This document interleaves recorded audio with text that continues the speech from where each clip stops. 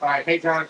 Hey everybody, welcome to the podcast. Holy Moses in the building. We're getting a little bit set up, and Johnny Jalopy will be joining us. Yes, you heard it right, guys.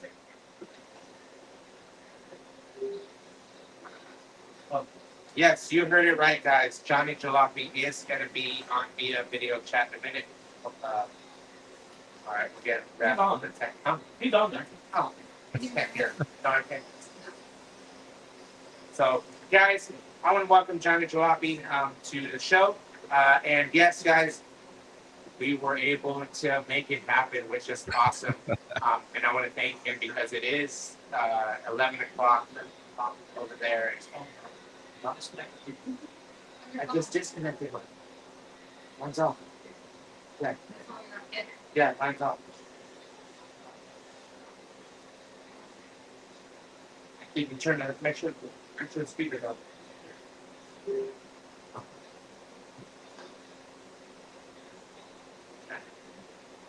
Don't worry, guys.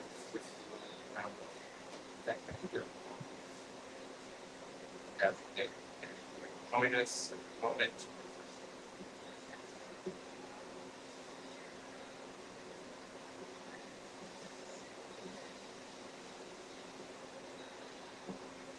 So yes, can you hear us? John, can you hear me back? Can you hear me back?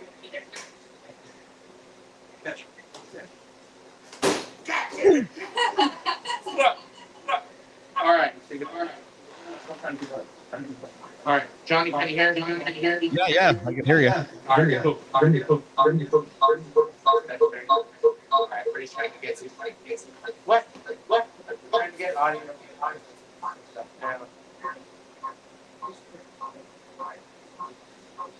Now batting. Playing center field.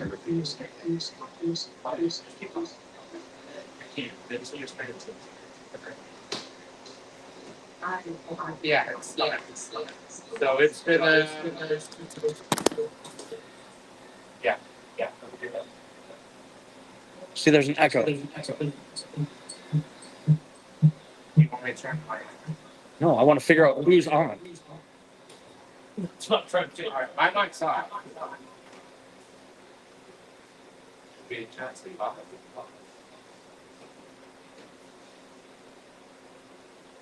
Oh, no, I'm good. I turned my mic off. Well, that mic's on. All right. I don't think you can hear us. Can you hear us, Johnny? Yeah, I can hear you. Yeah, you can. You can. Okay. So you can hear us? It's my stupid. I'm not causing your echo, am I? Down on the floor. Yeah.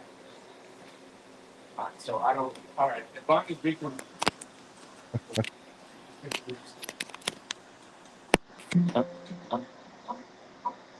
That's what we have.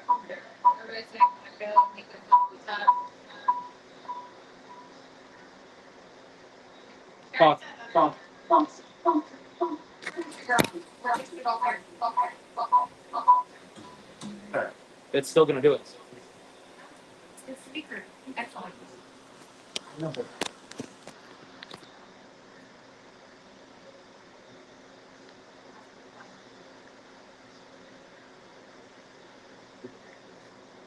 All right. Good. Better now.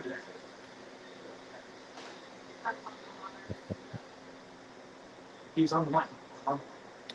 Yeah. We just can't hear that. All right, yeah, thanks. But can't. He can hear it, right? I can still hear you guys. Can you hear me? Okay. All right. As long as everybody can see you. Yeah, everybody can see him. All right. Cool. All right, guys. Welcome to the Late Break Podcast. I want to welcome Johnny Jalopy to the show. Thank you guys for coming on. Damn, it's 11 o'clock in Florida, right? Yeah, it's 11. It's late. It's all good. Cool. Dude, I want to thank you for coming on and just tell us a little bit about yourself and what got you into drawing and what got you into sketching and into the automobile part. I'm having a little bit of trouble hearing you now. It's a little low. Sorry about that. What?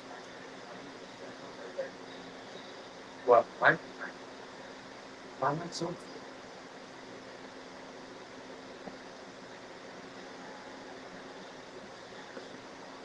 Because they're not. Yeah, we can see him. Yeah, when's the yo? Yo, what up? Everything's off on my end. Right?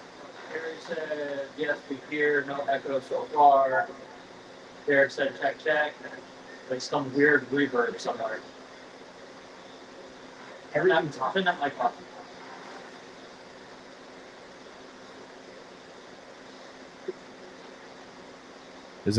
Can everyone hear me okay? Well, I'm not causing your echo or your reverb, am I? No. Okay, good. that's it. Is it because we got two lights up? Any more echoes?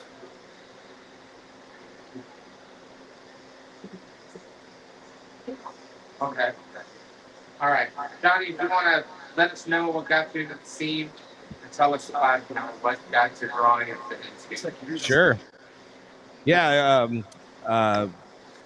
Gosh, what got me in the scene? Well, my dad was an artist and spent a lot of time with me as a kid drawing. And so I kind of grew up, doing art in school and high school and stuff like that.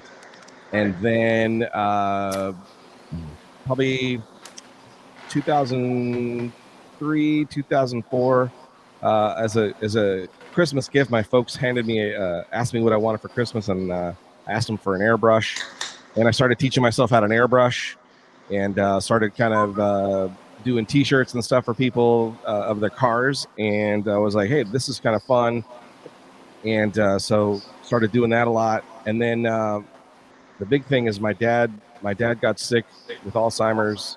Oh, sorry. Yeah, it sucked. And so his dream was always to be like a professional artist where he could sell art and people would like his art. He did landscape stuff. He didn't do much automotive stuff. But one of the paintings he did for me as a kid was like a funny car on fire, and it was really cool. But that really set off like me loving cars and stuff like that. Playing. That's why we're getting an echo. But he got sick and he ended up passing away. So I'm sorry to hear that. Yeah, so it's all good, man. It happens. But I immediately started doing artwork to sell art, because I figured if my dad's dream was to sell art and he taught me how to draw and how to do things, if I could sell pieces of art, then it was like my dad selling art. So that was the dream, and Johnny Jalopy Art, Hot Rod Art started there. Oh, God. Dude, that's awesome, man. Where you're continuing his dream and his passion, just putting your little twist to it. Yeah, he didn't do cartooning and that kind of stuff I did, but it was a big part of what he wanted, and he liked watching me draw and do different things. But I didn't really take it seriously until I lost him, and I was like, it gave me purpose and like a passion of like I'm gonna do this and go at it really hard and try to teach myself and get involved in the culture as much as I can. And if one person buys a piece of artwork from me, that's like my dad selling artwork. So if people can get to know my name and get to know my art, every time somebody buys a piece of artwork from me, they're buying stuff from my dad. So did I lose you guys?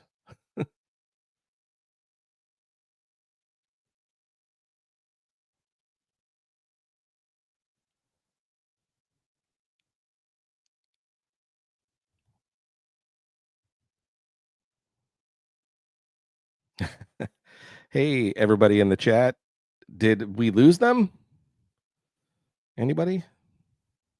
Am I an island all alone?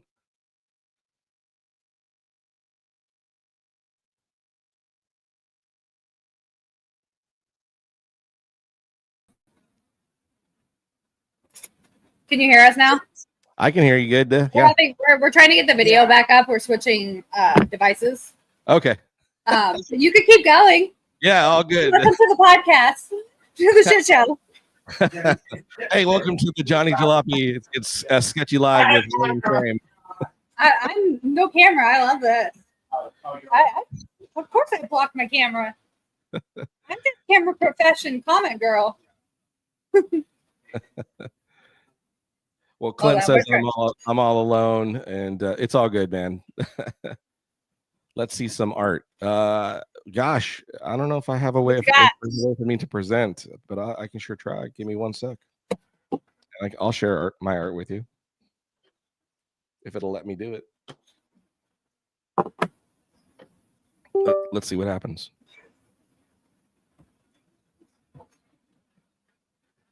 Mm-hmm. Oh, right now.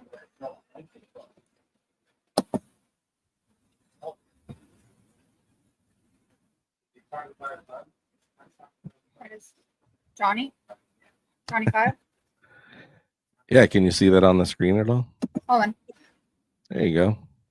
So there's a piece of my art. This is what's got where people kind of know my name is from this drawing itself, and the reason why it's gotten me a little bit of notoriety is a television show that was moved on to Discovery by a famous car builder, Ian Russell, brought this to life and made it real. And I might even that's nuts, dude. I like that how that you're bringing photos to life. You're bringing stuff to its. Well, imagine the first time I walked into the shop that it was sitting in, and getting to see what was in my brain actually in real life and be able to sit in it and drive it. And although I didn't get to drive the car, that's always cool. You know, when you can sit and drive it, and then you get to realize that, wow, a drawing that I made is actually being done. And like with my question is like, did you guys already were like homies before you were able to be, when you did the drawing first, or like how did that come out? Yeah, so I was following. This is how old Johnny Jalopy is. I was following Ian Russell back in the MySpace days. Oh shit, MySpace days. And was trying to, because the DVDs were at Pet Boys, and I grabbed a bunch of his Back from the Dead DVDs, and I was watching how to build. They used to have those at O'Reilly's and Checkers and stuff too. $3 or some shit. So I'd pick them up and I'd be watching the hell out of him. I'm like, God, this guy's phenomenal. He's funny. He's cocky, but he's cool. And I was like, man, how cool would it be to be friends with this guy? And I just kept trying to, just friend request the guy and send him requests and things. And sure enough, the drawing that you saw that I showed you had been sitting in the internet for years before he had seen it. It actually was in green, and it laid on the internet for like 3 years. Oh wow! And I changed it to the blue color, and then people started looking at it and seeing it. Well, I'm working on, it was like a day off or something. I'm doing some art in my studio, and I get a message in my inbox, and it's one of the people that followed my art and said, "You're not going to believe this, man, but Ian Russell just showed your picture, and he's alluding to building this thing on TV." And I'm like, "What?" Yeah. And holy cow. holy cow, within like 4 minutes, 5 minutes, I get an inbox message in Messenger and Facebook, and he's like, hey, this is Ian Roussel. I don't know if you know who I am.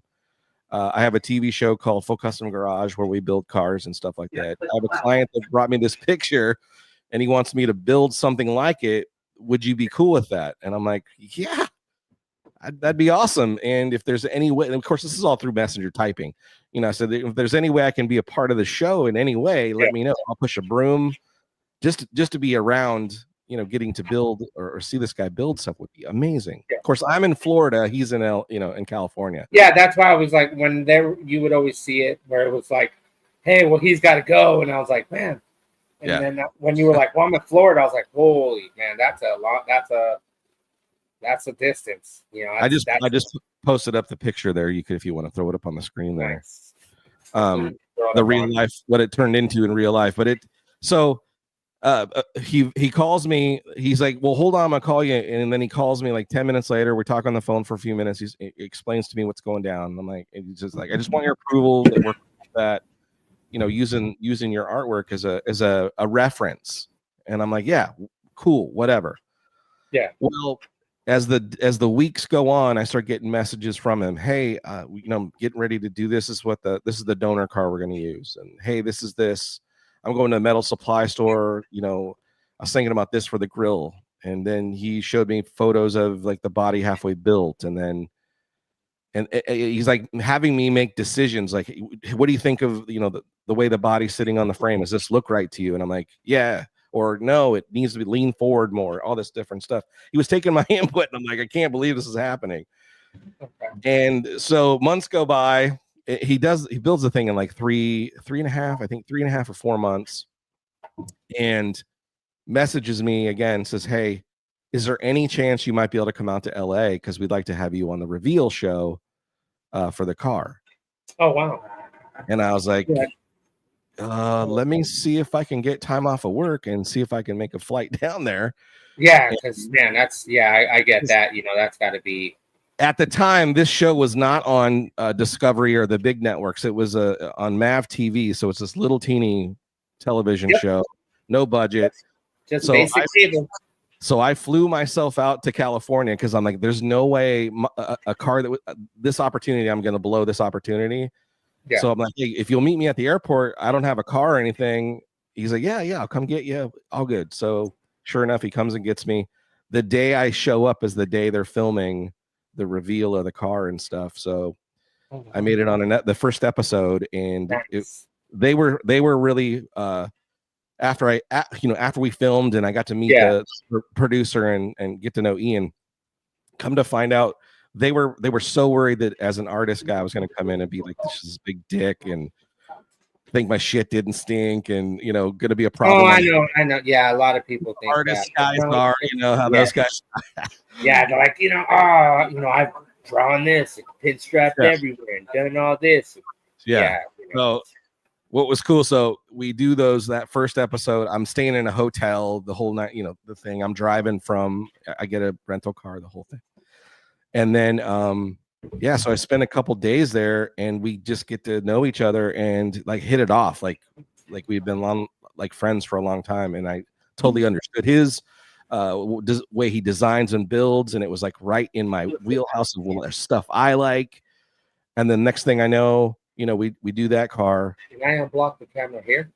And then he calls me back the next summer and is like, hey, I want to do another car with you. You know, here's some photos. And so the Space Junkie. Space Junkie 2, yeah. So in total we built four total cars together. Okay, but even before all that, even before you meeting him and you following him and your drawing, was the bigger part of, you know, drawing and getting to meet him, or was it more like, all right, if this is really happening, you know, this really went down, like, you know, like it just, you're like, okay, this is, I can't believe it, you know. I couldn't believe it because I really in the time frame in which he brought me on board, you know, I had a small little following, but not a lot of people knew my art, and I, you know, trying to work out, trying to build my name and stuff like that. And to be honest, anybody who does artwork and draws cars, like designs things, your dream and your passion is hope that one day you're going to have opportunities, you know. And holy cow, I couldn't believe the opportunity. Oh, this is just fucking stupid today. Let's take that out. I'm working on it. We're trying to, He just let you know it's not just your podcast. Shit happens to me every freaking Monday. I do my podcast. No matter what I do, yes, 2 hours in advance. Call them on a Sunday. Dude, we've never had this much. Because I'm on. I just brought this too. I'm sorry. Yeah, we've never had this much problem with it. This is the me all the time. So just know that this is all good. Hell yeah. Yeah, man, don't worry. I was like, all right, we got Johnny Jalopy, and it's just like, bam, bam, bam, bam, bam, all this stuff's going down. I'm like, Everything's going wrong today. yeah, it's like, straight status. So, but other than that, we're just, just kind of waiting. Wes, aka Taco Berry. What's up, Wes? What's going on, man? Good to meet you. Nice meeting you too, man. Isn't it like, it's See, for me, I'm a little starstruck because, it's like, all of my friends are I'm just a regular dude who got a huge opportunity, and I still even now can't, when I get a text message from that guy and he's like, hey man, or he sends me a picture of something he's working on, or that kind of shit. I'm just like, I can't believe I'm still friends with this guy. Yeah, or he'll sit there and be like, you'd be like, hey, are you gonna draw some more stuff? Like that's cool because you always get inspiration to draw something. Yeah, it's been a little challenging now that he's off the air and he's doing his own thing, because I'm watching the 72 different things he's building right now. YouTube channel that he's got. Which is, it's a really cool channel, but he's got like 10, 12 different projects he's kind of juggling. And I look at things and I'm like, oh man, I wish I was standing next to him, because I go, hey, what if you did this?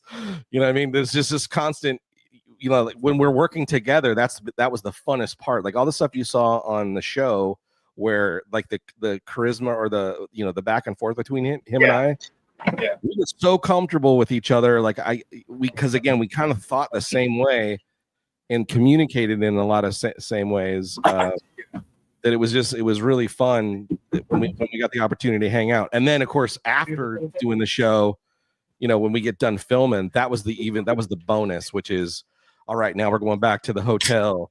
And we're gonna drink beers and eat Chinese food and eat beers and Chinese food till 1 a.m. and then get up and film again. It's so much fun. Yeah, or you just get Chinese food and sleep somewhere on the shop floor. Yeah, well, this is what's really cool too. So it being at a low budget show, the first time I came, I got myself a hotel. The second time when we worked on Space Junkie, he's like, hey man, you cool staying here? I'm like, hell yeah. Where do you want me? He's like, well, I got this old trailer that's attached to the shop. It's where the dogs sleep. Are you cool, like being on a sleeping bag? I'm like, fuck yeah, dude, let's do this. This is Hot Rod Boot Camp. Let's do it. There you go. That's how you do it. Shit, dude. So his dog, dude, we were buddies, because I was sleeping in his room and he let me sleep in there. And so that build, I spent the whole every time I went, which was the best. I would lay in the shop. I'd sleep in the shop while Ian slept on this little teeny property that was in the place that we filmed. And then after we'd film, we'd go, make pizza in this fucking file cabinet. And he turned into a barbecue grill. We'd be heating up pizzas inside that, or we'd be making hamburgers on his stove with all the doors open because it was hot, and shit. It was the best time. Just drinking beer for days. Get up, film, finish at like 3, head to Vaughn's, pick up the 24 pack, and then whatever, he'd be like, dude, let's make some crazy shit on the stove today. And I'm like, okay, whatever. And he'd be grabbing. That dude loved to cook. I was like, I kept telling him, you need to do full custom cooking show, because he would make concoctions, dude. There you go. As long as we had tortillas, it was on. So I'm not missing a meal. You could tell. I was like, dude. So, dude, that is like with you meeting him and your drawings and all your drawings that you've drawn throughout everything. Is there anything? Has any other person other than Ian has come to you and be like, "Hey, man, we're gonna take this and we're gonna build this"? I've had a few people that have said they were going to build stuff, and have asked me, "Hey, this is a cool design. Would you be cool if I built it?" And I was like, "Fuck yeah, go for it. Just when you're done, throw me a nod. Hey, this was inspired by or whatever." I'm like, yeah. I don't need. You don't have to say it like full credit. Just say, "Hey, there was this thing that Johnny Jalopy did. It inspired me to do this to my car." Boom. I'm like, I'm cool with that.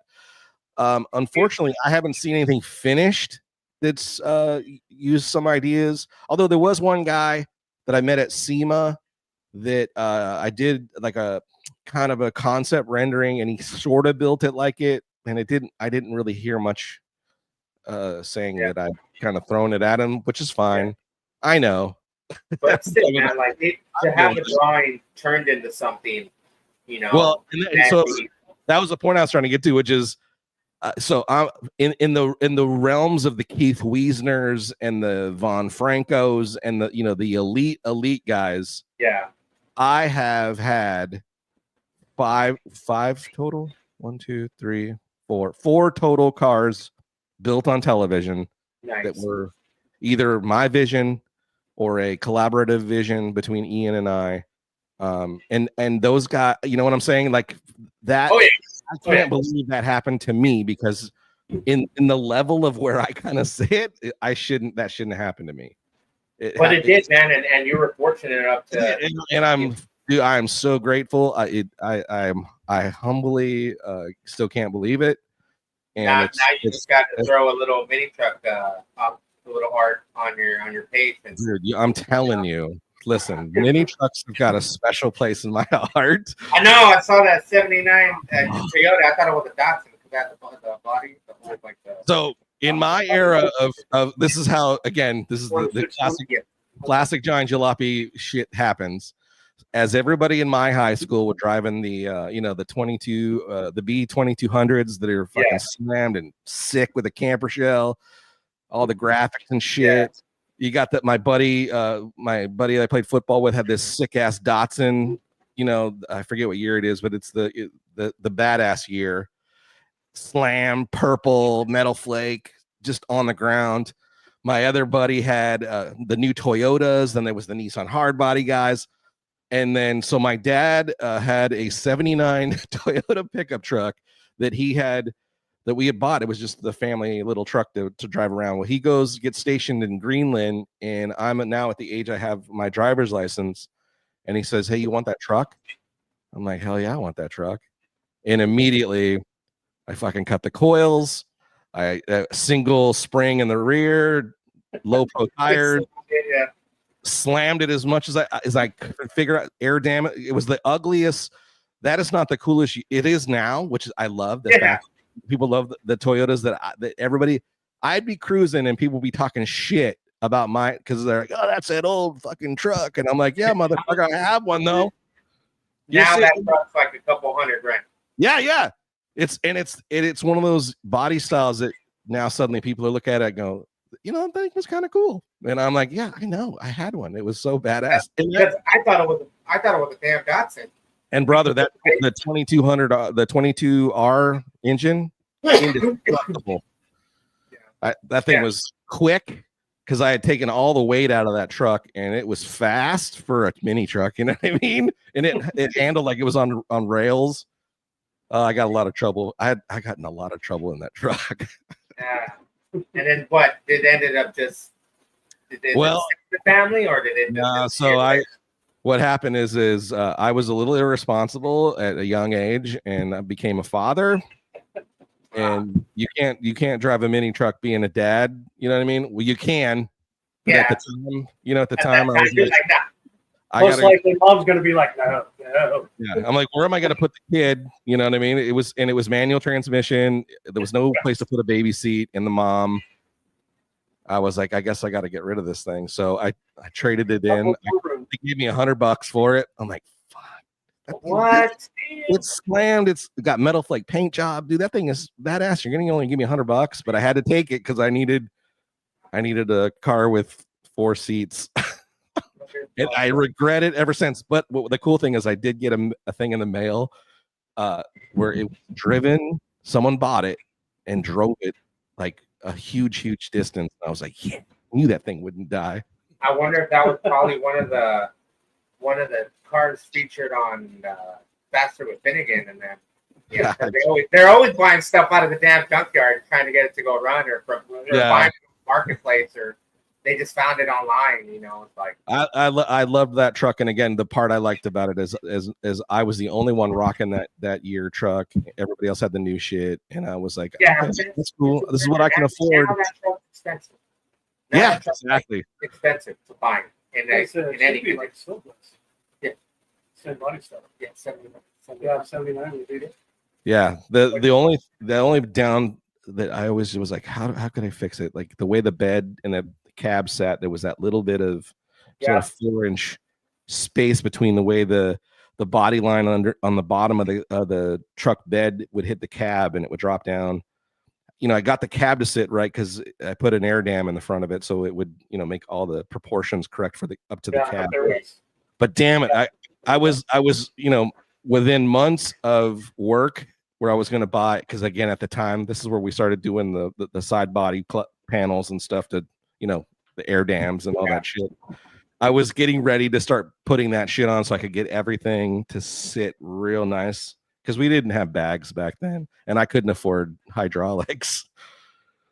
I bet they were probably Or air shocks. Yeah, or air shocks too. Yeah, I could have probably done that, but it was, and again, I had to find somebody to fab it. Yep, I had to take it to a place to get the coils in the front cut. And he's like, well, how much do you want? I'm like, I want it on the ground, dude. Tuck these wheels. I see it on the floor. I see it on the floor. Look this thing out, man.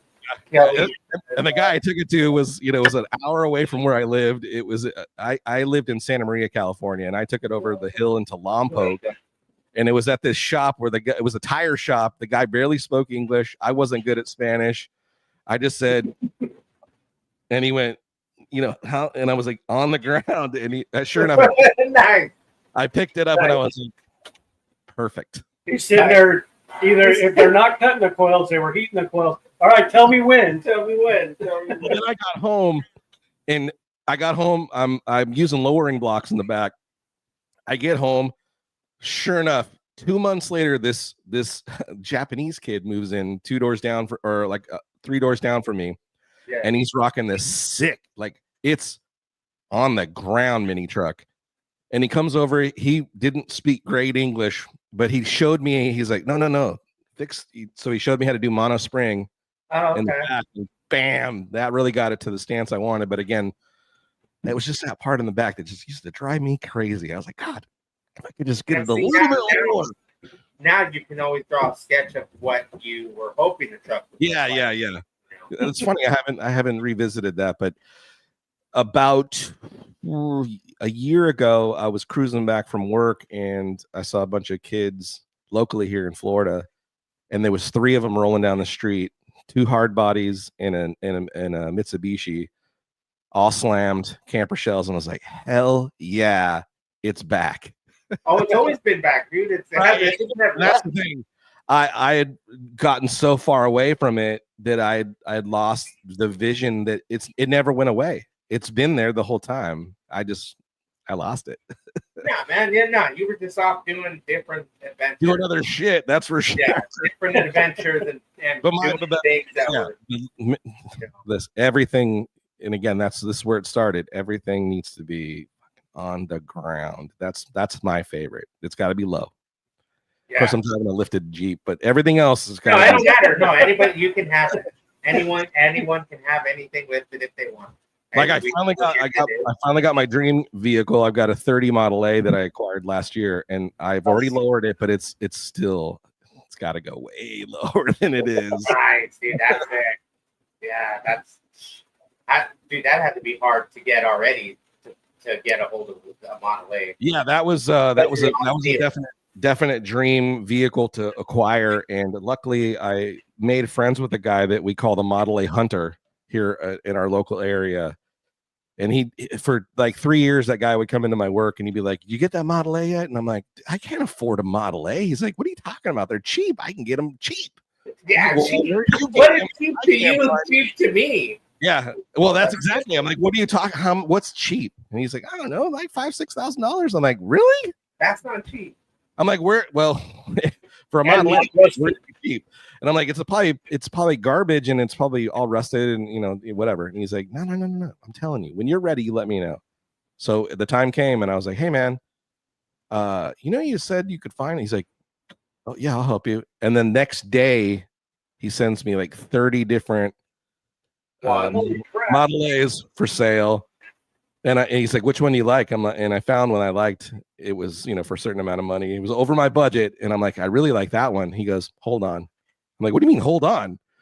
And then like 45 minutes back, he goes, "The guy will take this much money." And it was half the price. I'm like, "What?"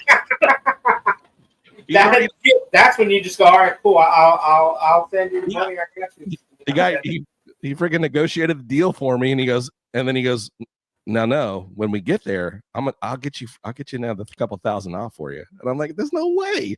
I said, the price is great. The price is where it needs to be. I'm happy. And then he's like, "Hey, come get me. We'll grab my trailer. We'll go get it." And he let me borrow his car. I didn't have a car trailer. He let me borrow his car trailer. We went up there, and sure enough, that guy got the guy to take some more money off. Unbelievable. So now I've got this really cool Model A. I can't believe it. Right on. Yeah. But now, again, the itch, the mini truck itch is really. Well, you already got one. You got the bug. It is. 30-minute truck. You turned it into one. I just saw, like, as you asked me about it, and then as I was driving home today, there was a guy driving a late 80s Toyota pickup, all white, pearl white, slammed on the ground. Interior was all white. Nice. It was sick, and I'm like, "God, why am I seeing these now all of a sudden?"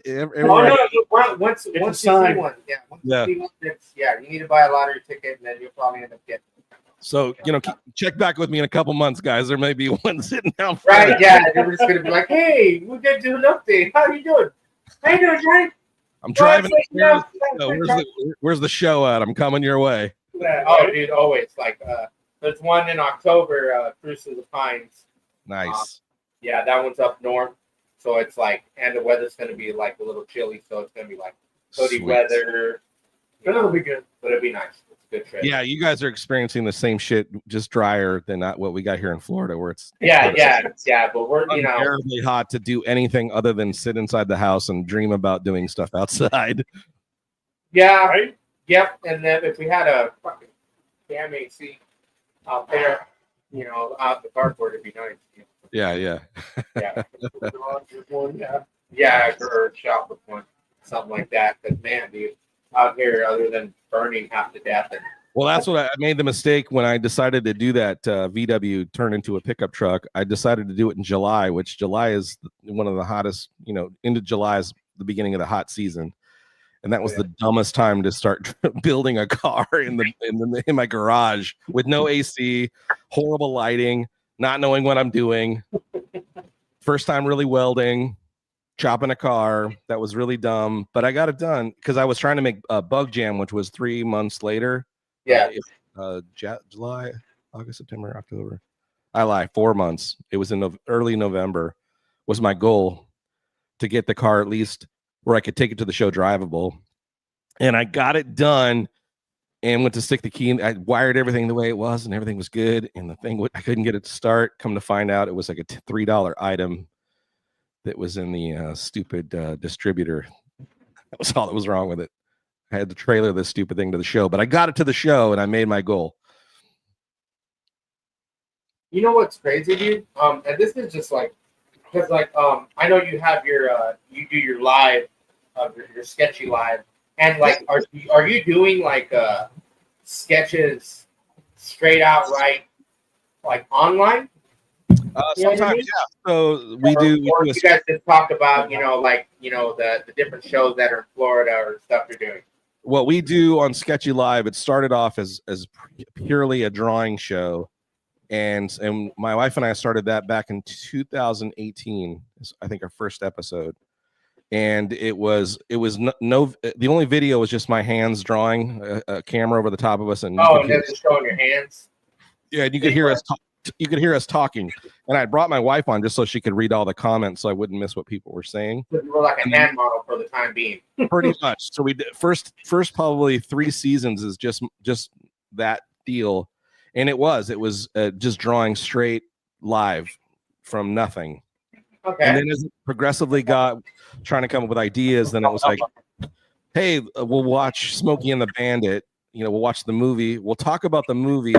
Draw something from the movie. So then I would do a pre-sketch and then do the whole drawing as we did it, and everybody was like, oh, that's really cool. So then we started doing movie cars, where I do a little bit of a pre-draw because it was trying to get it to look like the car that was in the movie. And then there's other times where I just out of the blue will draw on paper sometimes.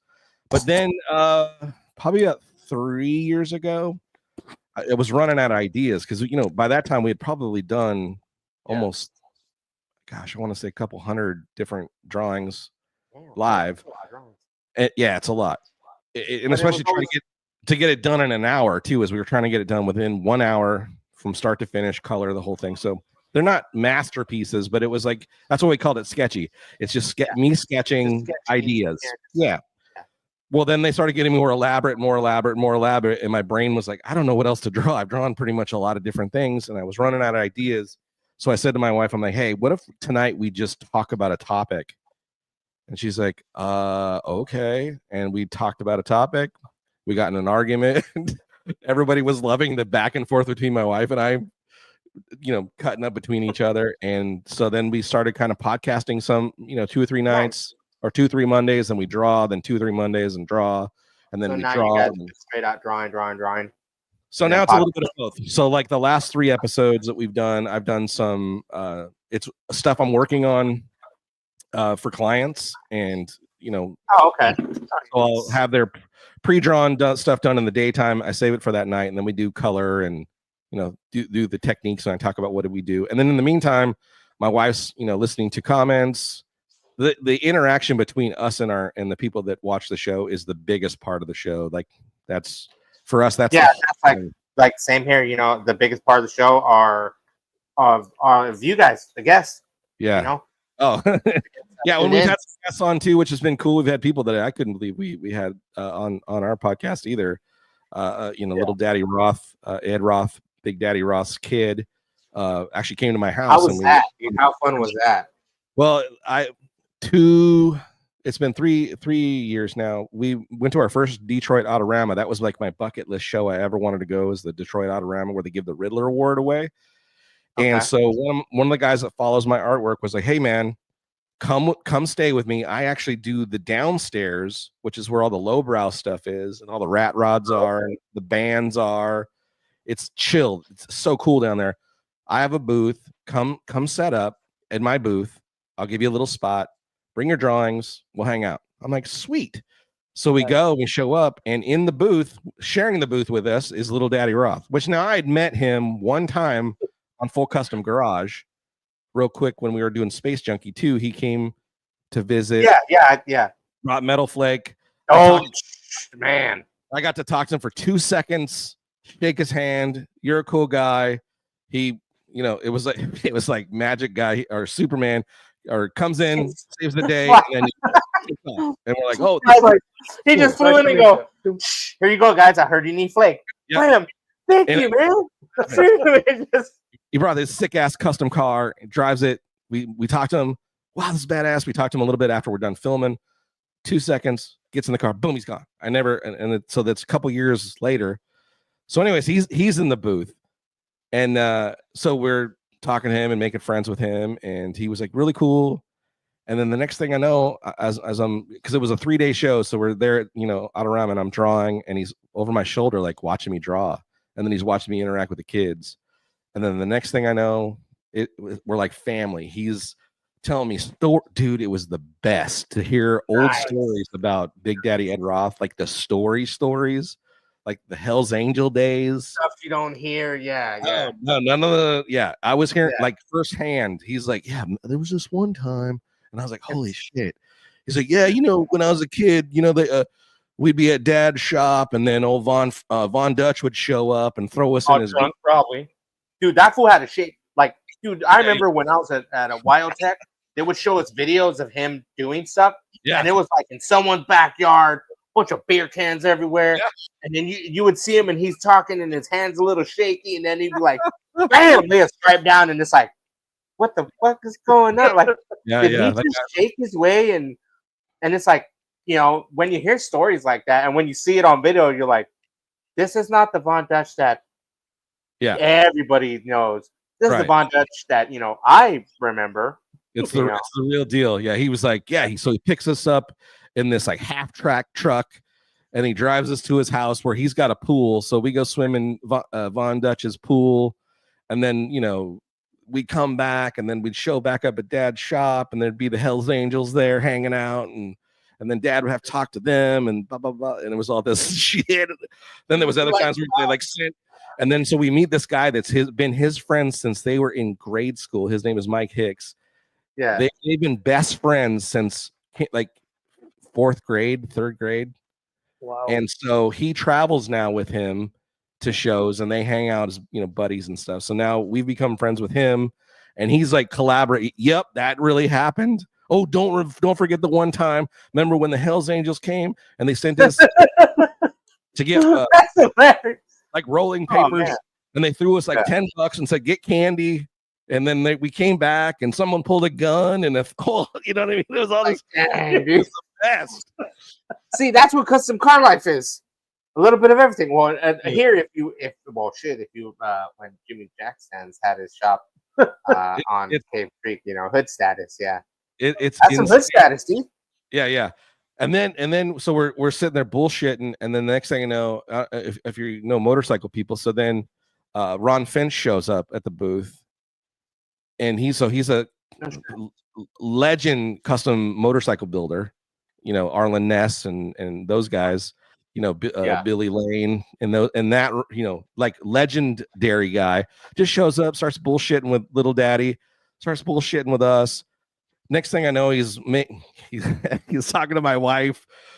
My wife goes, "Oh, hey, that gentleman right there said he's gonna do a custom art piece for me, and he'll bring it tomorrow." I'm like, oh shit, do you know who that is? She's like, I don't know. I'm like, that guy's a legend. Any art piece it's gonna be like $3-4 grand. I don't got $3-4 grand to buy of his artwork. And sure as shit, he shows up the next day and he made her something. I owed we barely paid for the hotel and the artwork fees. So it's been I've just having the contact with Ian has opened doors of all kinds of I've met people I could have never imagined meeting ever, and getting to shake hands and hang out with people, and then to be able to call a lot of them, like having Little Daddy on the regular text messages me. He's coming to my house, hung out, we went to dinner. Dude, I want to see this. Like, it's unbelievable. How crazy is that flake? Like, how crazy is that flake, Bill? Oh, dude, he's like, got the shit. Like, I mean, they've been doing like a person, like you got to see some of the little bottles, right? The little vials or whatever. Yeah. That he has. Oh, he's got it all. He's got it all. He's got a full flake factory that does all his metal flake. And he's like, I'm in control of the prismatics, and I'm in control of the way the shimmer and the cut. He lives, eats, drinks, sleeps metal flake, and nothing but and he's just the most down to earth dude, but super cool. Crazy. And just to hear all the stories, man, it's unbelievable. No, they connected to. Hold on there. Just give us a moment, Johnny. Yeah, no problem. Hopefully. Okay, because we can't hear you. We don't have any subtitles. Can you guys hear him? You can hear him. Yeah, we can hear you. No, we can't hear him. Yeah, we can't hear him. Yeah. Oh, that's because it's on my TV. Oh, okay. You're just setting it all up. Oh, okay. That's now we all look like we're frozen in time. I know. Just he is. Hey, I can hear you. All right. Check. Sorry about that. Here is my TV, Mm-hmm. Oh, okay. so you can see everything I'm doing here on my TV. Oh, okay. So that way, cool, we have sound at the other part. Okay. We just didn't have sound here. We just, yeah. Oh, okay. Sorry about that. Now everything's hauler, trailer, fifth wheels, etc. All he can hear was what? I can hear him. Okay, cool. Thank you, car haulers, wheelers, and etc. I guess they, but you guys can't hear me, right? Yeah. So no, we can hear you. So we can hear you now. You can hear us, right? Yeah, we can hear you. Yeah. You can hear us, right? Yeah. Yeah. Okay. Yeah. Oh. And as you can see, just getting us on a subject, man, I'll just blabber on about all kinds of shit. No, that's fine, dude. Hey, that's what this whole show's about. Like, what I like is that, like, Flake, Chris, the co-host, you scoot anyway. I'm not trying to get all homo over here. No, we got enough room. I just got to scoot at the end of the table. Like, just get inside the freezer over there, and you'll be fine. It's a beer fridge. It's a beer fridge. We'll just throw Chris in the freezer. Beers. Draft beers. That price you don't see anymore. That's the price from back in the 80s. PBR right now with inflation and tariffs, it's like $3. I just went to my local rib shack and they were like, "Hey, this through July we're doing $1.50 beers." I'm like, "That ain't gonna last." Like, I'll be that. And sure as shit, boy, I was over there and it was every old timer you could think of was sitting at the bar, and I'm like, "It's 9:00, guys." Like, you gotta get beers. What are you doing here? That's a good point. What am I doing here? It's like it's 9:00 in the morning. Where am I? We're like, what? So one old man turns around and goes, "It's your future." Wait, your this future. this isn't CVS or a Walgreens. I'm sorry. Yeah, right, or a mall. Dude, with your career and with everything that you are continuing on with the passion of the drawings that you were taught as a young kid, is there anything that you are trying to pass on to your kids? Like, are they into the art, or are they into cars, or I've got two daughters. They are not. Well, one of my daughters is kind of an artist and dabbles, but she's a mom now, so she's got many children. I'm a grandfather. So she dabbles. And then I've got grandkids that are showing some. I've got one grandkid especially that's showing some drawing abilities, but they're creative in different ways too, which is really cool. So I'm not really trying to like throw that at them. Yeah. But they know that you draw, and they they know that and then my wife, they're still my kids. I don't call them step, but they're not my blood kids. But I've got my oldest son. He's a screenwriter. He's actually taking classes and learning to screenwrite better and do stuff. He lives in LA. And then my middle son is a musician who just freaking shreds. Like your intro, I was like, my son would fucking love that shit and would be like, "Yeah, watch this." Nice. You know what I mean? He just shreds, and he's an amazingly talented guitarist. He's now dabbling and doing some vocal stuff of his own, performing, but he's also likes to draw and do stuff. Not so much in the automotive field, but just anything in general. Yeah. As long as they're still, as long as you're, they are creative in their own ways, form. which is cool. So then my youngest daughter, she's now just signed up to. She's heading to cosmetology school because she wants to get into doing hair and different a creative outlet that way, which is awesome too. But also on the flip side, she's like, and I could also kind of help people with, people usually come and talk to their hairdresser and kind of pour out their feelings, and I can be there for people and have a kind ear to listen to them and maybe give them advice. Come on, that's cool too. We do it when we go to the barber. Yeah. Shout out to the homie Dylan. Nice. my barber. He like that's what every time I even had him on the podcast. Nice. And we talk about how the hair is also a part of being a mini trucker, because you got to look fresh. You got to get I need to get my hair done. Get my hair cut. But it's just there's always aspects of different things that Yeah, it all goes together. It's a creative outlet in some way. So What up, Nico? luckily, I don't know if any of them really have taken any of it from me, but I've got some nieces and nephews that just recently they live in New Jersey, and we went to visit them, and I got this big package of it was Father's Day, and I'm their uncle, but they handed me these big stacks of all these really cool little drawings that they had been doing because they know I draw. Oh, So that's cool. They spent time and they gave me all these. I'm like, no way, this is so cool. That's And awesome. my one little nephew, it was cars he was drawing, and he's like, I want to know how to draw cars better. I'm like, okay, we got to figure out a way to get a hold of each other, and I can help you. So hopefully it'll continue. Yeah, that'd be cool, to bring an aspect of that, Yeah. because like a lot of stuff is dying art now, things that people do is dying, and stuff that's slowly happening is going down, and things aren't, you're losing people that are like roadies for bands. There's not that many of them. Why? Because it's like, all right, cool, it's just a computer and a couple speakers on wheels. I'm assuming you're alluding to the AI. A lot of shows are starting to use AI. They don't need an artist to do their show posters, or and that's not me. Like I like stuff where you're doing, where it's something that it's not only physical, but it's off. People can see it online, but sure. Like physical media is more like, I like it because it's there. Yeah, but I like it because, okay, cool. Later on down the road, somebody will be like, oh, no way. I'm like, yeah, I got somebody's got a copy of it. Yeah, somebody's got a copy of this. I got into the art field right as in the digital change, when digital art started kind of coming out, and a lot of folks thought computers were doing the drawing.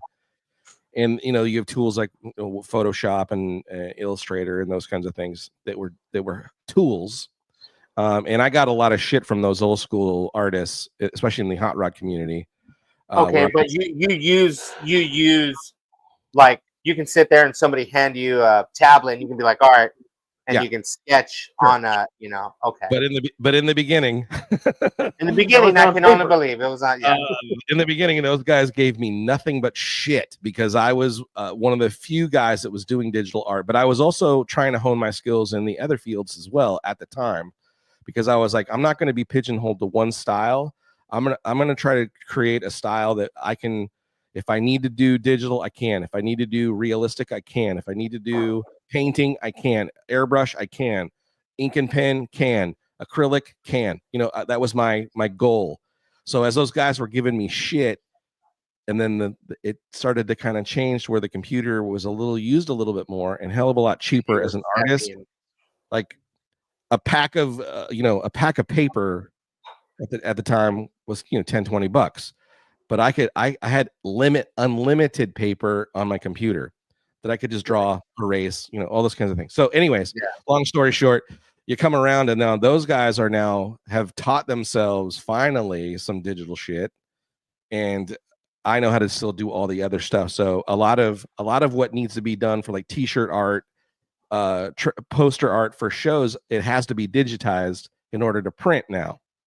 Okay. To go to print. I'm like since I know, like right now, like with that, a lot of people are like, oh well, I'm trying to come up with figure out a new design for the show, and and everyone's like, oh well, you got to send it in this format to get it to this format. It's got to be a vectorized SVG file and a TIFF file. Yeah, I'm just like, so that's the thing. 4 or 5 different. Correct. I don't know what that means. It just means we got to send it's all it. Chinese to you. It is. So basically, you take a person who draws physically ink and pen, they would have to then transfer that onto a computer and then digitize it into a file format to where they could send it to a printer who's going to screen print or make stickers or whatever they're going to do to create all this apparel, stickers, all that stuff, right? It's still got to go through the computer. So because I learned early when those guys were giving me shit, I know how to do it, and they're struggling to figure it out, which is cool. But here's the thing. Yeah, I get that. That's totally cool because it's like me when I figured out how to use tap pay. Yeah. You know, I was like, now my friends are like, oh, cool, we'll just send you some money, and you know, and so exactly. It's like, all right, well, I'm used to it now. So now you have AI that's happened, and here's what I'm going to tell you about AI. This is I'm not concerned about it because I've already seen AI's flaw. If you look at most of the AI artwork that's being shared or used anywhere, car show flyers, they're all starting to look exactly the same. It has no style. It is a flat. It's not. It's similar. Every single thing looks exactly the same. Even if you're using that Chat GPT shit, it's still doing a similar. If you put in something in Chat GPT and someone else does even a totally different description, the art process out of it is the same shit. It's not different, and that's where art from humans will be superior because AI can't. It has no style. It has no style. So pretty much, it's just copycat. It's copying everything. Yeah, it's taking. Think about it. What it does is it goes out into the ether, pulls every style that's out there, and then comes to a combined style. Well, every single time it does the same thing every single time. So it's never progressing. It's never changing. It's never having a feel. It's always this, oh, you wanted a guy sitting in front of his car wearing a flannel shirt. Boom. And if you said, I want the guy to have a checker shirt, it's the same guy. You know what I mean? So the checkered shirt. Yeah. Yeah. So yeah. So fuck AI. It doesn't have style. Yeah. That's what's cool though, because like a lot of my friends, like a lot of my friends in the comedy scene, and I do some comedy. There, a friend of mine, he's a screenwriter, and he did a couple comic books. And he's like, nah, man. He goes, I'm just gonna embrace it. He goes, I'm gonna embrace it. He goes, I'm just gonna use it for what it's for. There's some tool, I think, for like writing, and I think for, and again, if it's utilized, just like the guys that were giving me shit with Photoshop and all that stuff, if I utilize it as a tool to help me to get to a concept where then I can put my own spin into it, then that's, you know, everybody right now, Johnny is going fuck AI right now. Okay, good. At least they weren't saying fuck Jalopy. That guy's full of shit. No, just right now it's just fuck AI. So you're good. But it's cool though because whoever makes the T-shirt from AI that says fuck AI, make sure you send me one. Right, there you go. There you go. Tim Singleton, you heard that from Trendsetters. I'll send there you go, dude. Tim says I hate was made by AI. Fuck AI. No. Tim says I hate AI to the people that are trying to pass it as art. Yeah, dude. Okay. Again, I'm telling you, man, take a sample. All you got to do is troll through Instagram or Photoshop or you can tell the shows, and I feel bad. I understand because, you know, I'm sure you guys know, putting on a show, you know, putting on a podcast, it costs money. And I get it. Like, you know, when guys contact me because I'm not expensive, but when guys contact me like, hey, can you do a show thing? I'm like, what's your budget? I'll work with people with their budgets. But I'm sure there's the people that go, you know, it's this much money, and if you don't want, fuck you, I'm not doing it. No, yeah, I think I tried to reach out to she's in the automotive field, and she used to live in Phoenix. Now she moved to Dallas, and she just straight out goes, nah. He goes, I'll go on the show, but you got to pay me to be on the show. I'm like, nah, man. I go, ain't about that. I'm like, I'm just trying. I go, I'm like, we're just trying to put our stuff out there and invite people to be like, hey, man, we all like the same stuff. Wait a second. There was negotiation. Wait a second. There was some negotiation of getting paid to do this. No one's getting paid to do anything. What a bunch of baloney. Unless we're gonna start rolling the $5 nudes. No way, dude. Listen, I'm it's a pleasure and an honor to be on to talk to you guys. I like it, dude. I'm happy that you even. I can't believe that you're. Yeah, it's 11 o'clock at night, man, and appreciate you coming on the show. And yeah, my pleasure. Now midnight over there. And yeah, it's all good. Friday, and you're able to talk cards and talk stuff, and Yeah, everybody missed out on that, Tim. Everybody did. Everybody. Yeah. But And I think Tim's gonna reach out to you, Johnny. yeah, On some stuff, sir. yeah. So Yeah, man. tell him. Oh yeah. So yep, there you go, dude. Tim, there you go, Johnny. Tim said he will Sweet. message you about making a shirt that says I will sell this, and there you go. So There's he'll something- send you one, and then he'll just sell shit out of them after that. Yeah, do it. Send it. Make that money, dude. Go for There it. you go. There you go. That's crazy because see, there you go. And that was inspiration that inspired art right there. Yeah, By a dude. simple You know what I'm question saying? of AI. And Simple question listen, of all AI. you gotta say is that one knucklehead on that Lay Frame podcast said that thing, and I now Yeah, made it. now it's a shirt. You know, now it's Check out this now sick people are cover. gonna- The money I made. right. That's funny though because like concession. it's always like I think that's how every shirt has always been created throughout time of like any kind of automotive scene. It's always Dude, been listen, somewhere it somebody is- sit down thinking of something and Creating apparel is sometimes the hardest shit to do because you look at so much. It's already everything's been done, and you're trying really hard to come up with something new and fresh, but yet it's still the same shit. And you know it. And then you always get the people. I'm sure they say it in your area. Do you have anything that's not a black shirt? It's hot here. Listen, dude, all we wear is black. Yeah, listen, All we do is wear black. I'm a Even fat every dude. mini truck show you go to here, they offer Severed offers 3 colors sometimes. Yeah. Oh no, they changed it. No, Before they used to have a white. They bring it all out in either gray Yeah, all black, gray or white. or occasionally they'll White. white, but I it's mean, really rare. Yeah. Yeah. So if Which you buy is a white one, then you Yeah. need to get Yeah, so it's like that. Oh, there we go. Tim says saying you're an artist using AI is like saying you're a chef using a Using a microwave. Shout out to everybody that works at Applebee's. In that case, yeah, the kids around here are chefs. Yep. Wait a minute. You're saying Applebee's is fresh? Yeah. Oh, no. Yep. Chef Gordon microwave. Ramsay ain't got shit on anybody, Yeah. right? Yeah. Damn no. it. This whole time I thought that steak was like not microwave. I thought it was grilled for sure. Damn. Nah. In the back They just nuked it a little They just extra. nuked it a little. Yeah. If you ever saw the movie Waiting, I guess No. I'm gonna have to take my business to Chili's. yeah, go to Chili's. Chili's is the best. They ain't gonna nuke anything. Yeah, Crap- as you're saying, no man, crap movies. white shirts for a fat guy don't work. I like tacos and they drip, and there's no way. 2 seconds, Oh. I'm gonna have a white shirt with lots of stains. Yeah.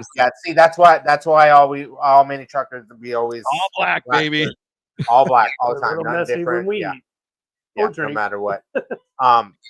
Dude, so with all the drawings and with your live show, and you always like you're raffling off stuff, you're selling different merch, you know. Are you just with the art, you just like, do you have stuff that you have written down somewhere? You're like, all right, tonight we're gonna do this truck, that car, this truck, or it's just something that you just, I wish that it was along when we started. Yes, I'd have like, okay, I'm gonna do this tonight, and I've been wanting to draw this because we've been doing it for so long, which is again why we've transitioned to it's not only a drawing show but a podcast. We can talk about stuff. Is because coming up with fresh new ideas is especially when you go to the well a lot. You start feeling like you're running out of ideas, and then shit happens, and then you take on a new form of trying to create artwork, and then boom, ideas start springing out. And then but like you said how like okay, everybody's done it, so it's like yeah, okay, somebody's probably made a shirt out of what we got in the background here, you know. So Somebody's some probably nights, gonna make a shirt about Oh, you know. There's 2 shirts that are 3 shirts that are probably still alive of one thing in the background. yeah. So it's like So the show is now it's my wife and I. What we found is the least amount of prep work we do, the better it is, because then we fight and argue way more, and people love that. No, anyway. So yeah, it'll happen to where I'll go, okay, I think I got something I want to do tonight. we'll do it. Or what ends up happening is I end up drawing right before the show, kind of sketching, and then I go, "We're gonna do this," and she's like, "Great." What else are we gonna do? Because when I'm drawing, I tend to not talk as much, and then she's got to handle it. But she's phenomenal at it. She's Nice. really That's cool. You know. yeah. That's always good. It's been And a the blessing tone. to be able to do a podcast and our art thing with your wife, where she's like, yeah, so let's do this. So when I buy equipment, it's like, you want to look good, don't you? And you want to sound good, don't you? So that's been the good thing, is at least she's been supportive of me doing this silly shit, because now she's a part of it. Yeah. Do you Uh-oh, guys got a question? Somebody's got a Yeah. question. What you got? Tim says, can you ask Does he make make T-shirt designs designs for for other other people? people? Or does he just For does his he- line. or does he do it just for his line? Yeah, so just recently, I went became a full-time artist. So up until this point, this whole time, I've had a full-time job up until 3 months ago, and so now I am doing this full time. And yeah, I take on. Congrats, man! That takes a lot of awesome, man. Yeah, nothing like your job pushing you out to make you make a decision. Anyways, Hey, so, sometimes it happens. Sometimes that's the way it goes down. holy cow! It's been a dream come true, and I don't know why I waited so long. And Hopefully, you went out like on half baked and been like, "Fuck you, fuck you." Fuck you No, I fuck did you, it right. You're It's cool. great. I did it right. Yeah. But yeah. So if you're interested in having work done, yeah, contact me, There you johnjalopy.com. go. That's the easiest way to do it, or just hit me up in any of the social medias if you got work that you need Okay. done. Yeah. There you go. There you go. Okay. So see, look at that. There you go. So You got two people. you got gonna two reach people out to ready to reach out to you already. Hey, and So- again, I'm gonna do self-promotion. Head over to the website, johnjalopy.com, where I've got hats, t-shirts, stickers. There you go. lots Hell of yeah. artwork. That's awesome, All man. of it super affordable. I am not there to rake in the cash. I'm there to barely make it through. Just enough to buy a couple sandwiches for the both of them. I really, to be honest, the whole idea when I started my own little art business is my dream was I want to be affordable. And if I could just get, having a piece of my artwork in someone's garage or on their wall or their man cave or whatever, that's already an honor that they'd pick my shit to put up there. So, I'm not trying to blow out, so I've got art pieces, like the most expensive thing on my website's $25. So yeah, super cheap. And this coming month, I'm going to be running a special with Prince, and then people might want to take a look at that, where you can grab some artwork that's already been done, where you're going to get two and get the third one for free, and that's regardless. Oh, shit. Look at that! You hear that, guys? So go on his website. That's exclusive to you. Yeah. So when you go to my website, I'm gonna roll that out probably tomorrow, and it'll be happening. And it's a really cool. There's a lot of cool artwork, and all the sketchy lives that we've done are on the website, where you can actually click on it. It'll take you to the YouTube. You can actually watch the art that you're buying. You can watch it being drawn and created, which is cool. Badass. That's Yeah. cool. So my website guy has been working hard and got my website working really good, and he's been with us since the beginning. No, he's in Florida, Tim. He's in Florida. Nah, I wish. Florida, No, but yeah, Arizona, man. I'd love to come out that way. I don't know if you guys know, Little Daddy Roth lives in Arizona. Where? I forget the town, but that's where he lives in Arizona. Man, now I'm gonna have to try to get a hold. I don't know, dude. That would be so hard. Listen, narrow down your search. you never know. Oh man, All you gotta do is ask, and what's the worst they're gonna say? No. That's what I do. I've been trying to get people on that I'm like, I don't know if that person will come on, and then I ask, and they're like, yeah, I'll come on. What? Yeah. That That's Just was him. Yeah, Literally him. He was Hey, freaking man. out. Any advice you want to do and it can happen with your podcast stuff, just let me know. I'll be more than happy to help. crazy, man. We've been doing it for a while. Yeah, now I'm gonna have to be like, all right, cool, man. To have him on, dude, that would. I'm telling you, it is. If you get an opportunity, audience, go to my YouTube channel, Johnny Jalopy on YouTube, and look for the Little Daddy Roth interview, and you will. It's some cool stories, but you can just click on. If you can find the Smokey and the Bandit episode that my wife tells her version of what she thought Smokey and the Bandit was, gets all the characters. She thought she thought it was the guy from Magnum PI and who was the other one? Sissy Spacek were the two. I'm like, who the it's Burt Reynolds and Sally Field. Yeah. Yeah, it's fucking amazing. So if you get a chance, it's entertaining. Johnny Jalopy at YouTube. Go check it out. It's pretty fun. Oh yeah, dude, that's crazy because like you got your podcast and you're doing artwork for for anyone and and to be able to quit your job. Well, that's quit your job and do it full time. Thank God I've got a very supportive wife who's holy timing, but has been very. She's the one that was like, hand them your keys and tell them to go stick it up their butt. And I was like, yeah, you just started your job a week ago. She's like, I don't care. We'll do this. I'm like, okay. Like, we got this. You're like, on a dream and a whim. Mm-hmm. Yeah, and then, dude, that's tight.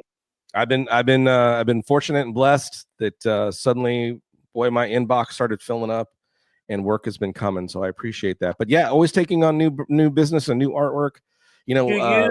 That's dope. Do you do any tours? I'm sorry? Do you do any auto tours or do you just like do your own circuit kind of tours with the hot rod scene or?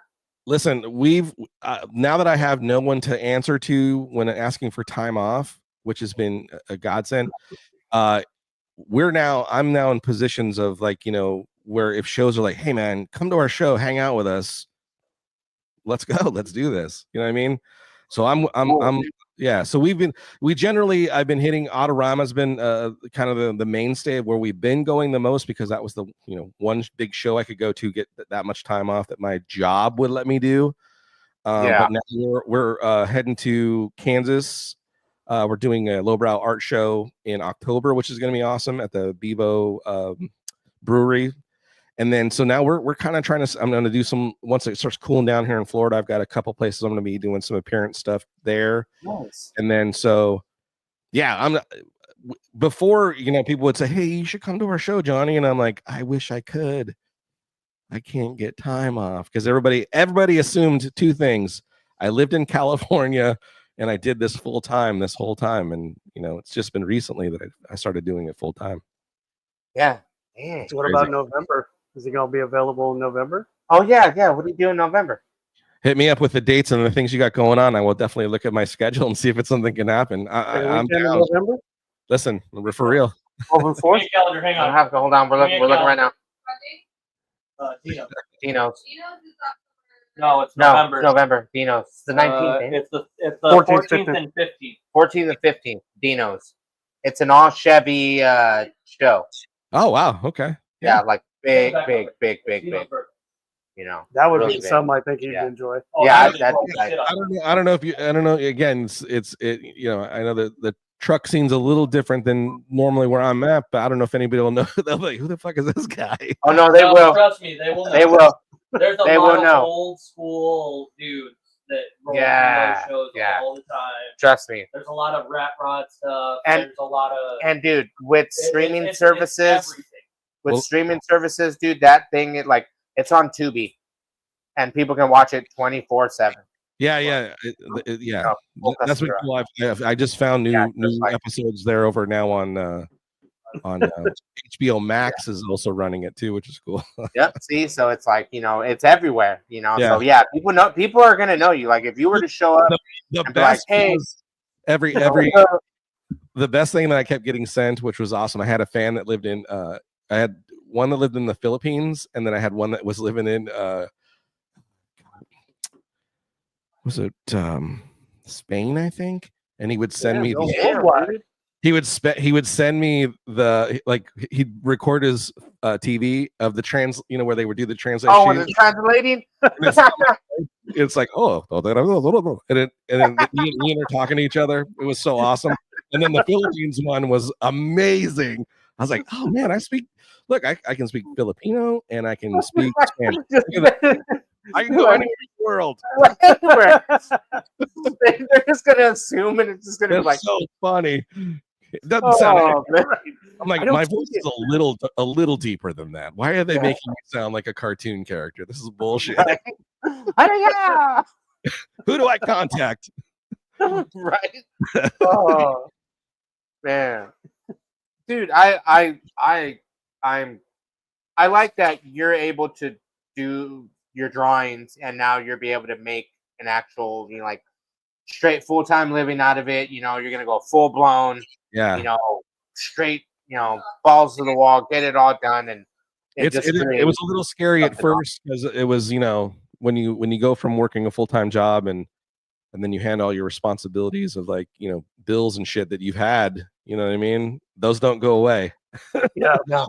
And then, I'm looking at my wife and she's like, you got this, just make sure you get it done. And so I've made myself a routine. I take my job serious. I get up early in the morning. I put my uniform on and I go in. I go into my studio, man, and I just try to bang shit out. And I basically do as much work as I can. And how big of a studio do you guys have, or do you guys have it all in one big room? It's a small little room off to the side of our kitchen. That when we bought this house, we looked at that space and went, man, that'd make a cool studio because it's brick floor, it's all concrete walls, nice big window that points out to my pool out in the back. So it's a really cool, creative space. And then, of course, in the midst of COVID, my wife got sent home to do work, so it became her office, and I got kicked out of my studio. And so I was doing drawings at the kitchen table and shit. So what was funny is this whole transition happened is she went and found a new job, and they got her own office, and she started going back to work. And it was really like a week before my job change happened. She went into my studio space and redid it, set it up for my art. Put all my stuff where it needed. Nice. I came home and I'm like, she's like, I got something to show you. I'm like, what are you talking about? And she takes me in. All her stuff was gone. All my stuff was back in, decorated. All my, I had a computer space. I had my drawing table. I had my heat press. All my t-shirt designs were all laid, in spaces they need to be. Nice. It's like, there you go. Your space is back. I'm like, holy shit. And then like the next week, I'm like, I guess I'm going to be using this. Like, I got to be in there now. Did you know something? I know. That's awesome, man. Very blessed. That's awesome, man. My wife was amazing. That's awesome, man. When you got no lady, and a wife that can do that for you and get for sure. Yeah. She's she's become her own character on our little podcast, and she's got her own fan base, and she's awesome. So that's cool, man. That's cool. That's always fun when you can have that, you can do something with your wife and enjoy it, and at the same time just sit there and be like, what do you guys, you talk about everything in your day, and then you just enjoy and have a good time. And well, like the first show we went to, she was like, nobody knows who I am. I'm like, yeah, but do your thing, sell my shit, we'll be fine.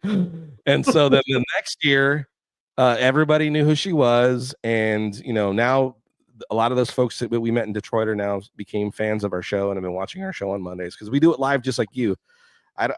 So we've discussed that for the longest time. Live is so much better because it's real shit. Yeah, the stuff just happens, and you can't fake it. That's like all the shit that happened earlier. Yeah, all the chaos that happened never happens. Do you notice me? Once in a while, but not like that. Yeah. Did you see how I panicked like that. the whole thing? Yeah. I panicked not like the echo shit. Yeah. It's live. So that's been the best part. So we've discussed a million times. In fact, my website guy, who's kind of he helps us with our social media stuff. He's like, you guys should start recording. I'm like, never going to happen. We're always going to be live because that's the way it should be. It's interactive. It's real shit. If I screw up or she gets mad or whatever happens. It's on video. What days do you guys do it on? Yeah. What's that? What days do you guys do yours on? So every Monday night, generally every Monday night at 9:30 Eastern time. So that's about 6:30, 7 o'clock. Yeah. Okay. Yeah. So that's been a little, that was a tough decision because I knew when we picked that time, it was gonna be a little tough because we would lose West Coast possible viewers because it was, just getting out of work, maybe getting dinner. But what it did open up is my following overseas, Australia, where they're either coming home from work. Shout out to everybody in Australia right now. Yeah, man, it opened up that whole deal, which, one of these days we're gonna go because I've got probably 4 or 5 people that are like, when you come to Australia, you come stay with me. And I'm like, yes, that'd be sweet. Oh, dude, everybody's been telling us that too. Like we interviewed a lot of people from Australia, 4 or 5 people, and then we interviewed one of the guys that runs media who actually does all the videoing of mini trucks out there, Shane from Inspired Existence. Take him and up we got on to interview him, and it was just like, and he's like, "Oh man, dude, I'll get you in touch with this person." We just boom, and one after another, you know, Bootsy and a bunch of different people, and it was just awesome. They're just jonesing to get, because they, you know, and again, overseas stuff. They love American culture. They love what we do, and they have so much restrictions of the shit that they can do. So they see the total freedom of everything that we can do, and they go, "Oh, if we could just do that." But you know, just to have, you know, any of us to go over there and show the respect of the shit that they do, you know, because they're throwing down with it for under the limits that they're able to do, to be able to still do the shit they do is pretty cool. Yep. Yeah, because customizing stuff overseas and stuff, and tough. You know, like when you hear the stories, and it's just like, man, and then you just look at what you got out in the driveway, and you're like, yep, dang, thank God I don't have to, you know, deal with like that kind of crap. I guess I gotta go do the missions thing, but at least that's all I got. Yeah, missions is a little. That's the biggest thing we all have to deal with, is always emissions, unless you live somewhere where like you can do mission exempt. Yeah, So, we're lucky we don't have that shit here in Florida. That's why I moved here. Oh no, you guys don't got none of that? None of that shit. Nope. Nice. No fender laws, none of that crap. We can run fenderless. We can do. Yeah, there's guys full blown nitrous shit out running the streets out here. They don't even the stuff they do in Japan, they don't care. Yeah, Japan, the cars, the rat rods. There's my number one bucket list things. If I could make that Moon Eye show, holy shit. Oh, dude, the Moon Eyes and was it a Truck Fest? Yeah, Toyota Fest, and dude, so many. The Japanese do it right. Yeah, they got good style. I think a friend of Ben's out there now, ain't he? What? I think Ben's in Japan right now. Yeah, I think our homie Ben. His whole storyline. Yeah. Shout out to the homie Ben Turpek. He's in Japan, I'm gonna say, from the Facebook photos we all been seeing. So, you know, but they're eating American food in Japan. Hey, no, they're eating like French fries and. Oh yeah. There's plenty. Especially American go over there, they're gonna treat you right too. Probably. See, that's like me. Like if I go to Japan, I'm gonna go to that one place that sells Mexican food. Because there's a one Asian dude that sells street tacos out there. Yeah, and I heard it's good too. Chola group. Yeah, I'll see all the cholos out there. For sure. Dude. And four-legged. Yeah, dude, things walking around.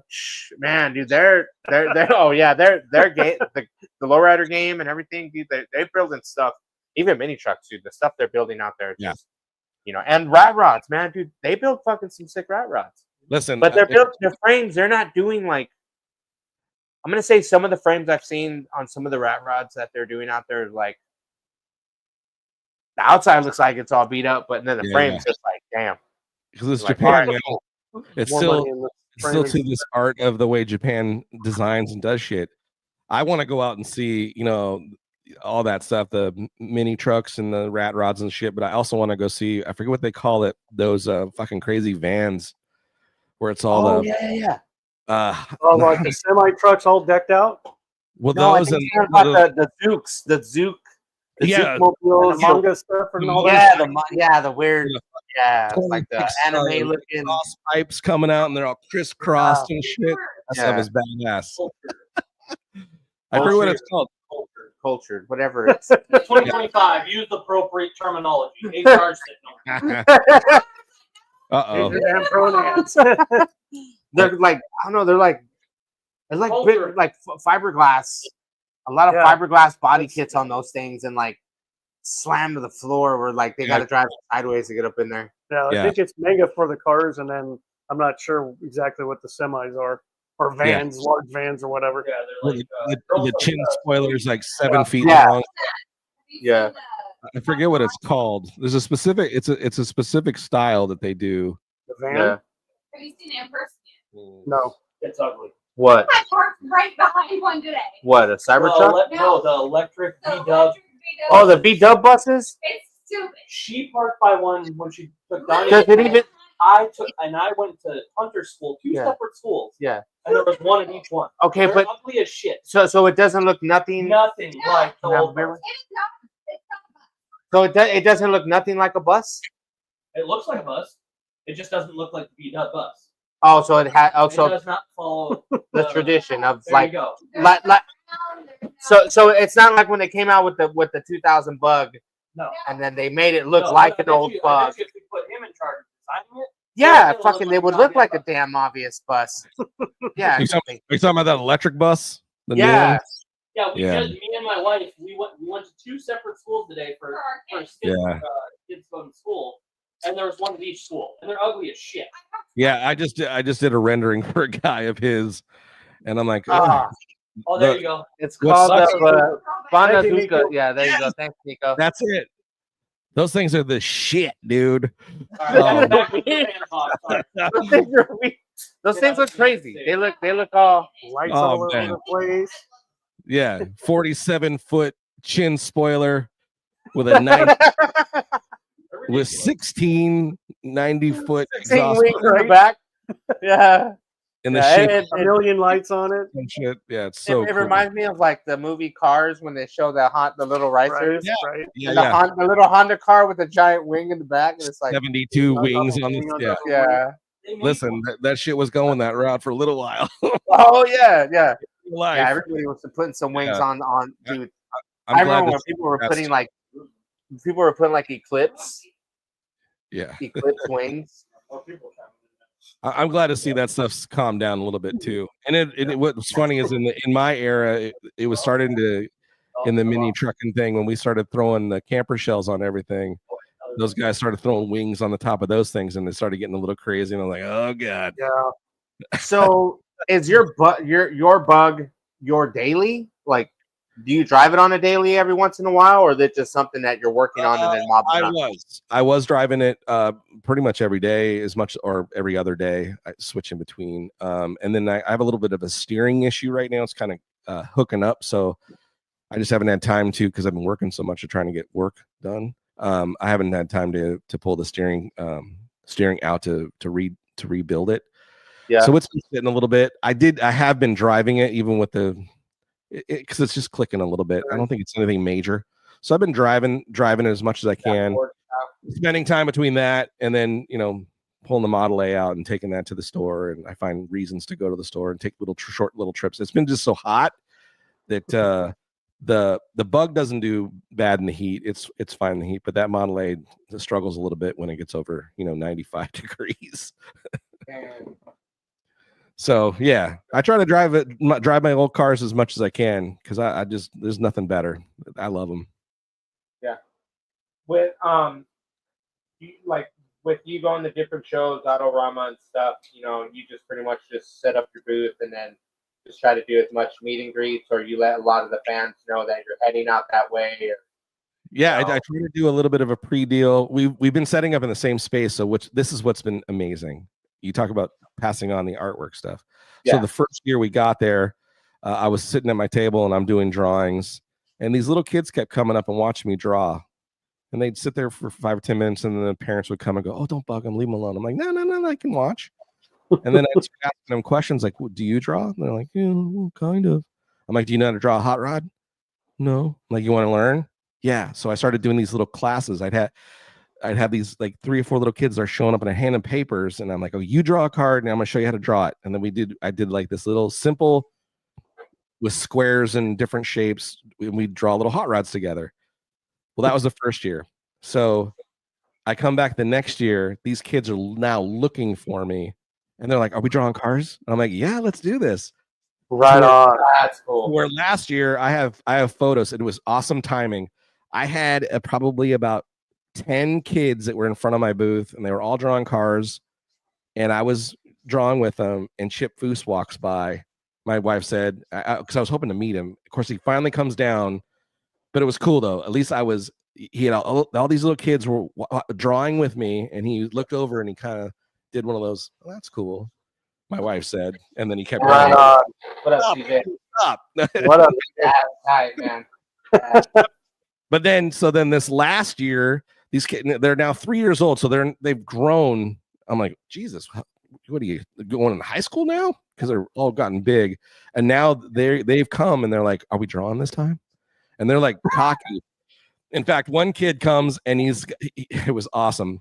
The first year he was wearing a little baseball hat. He's like, can you bend my hat like yours? I'm like, yeah, I'll do your hat. Fixed his hat.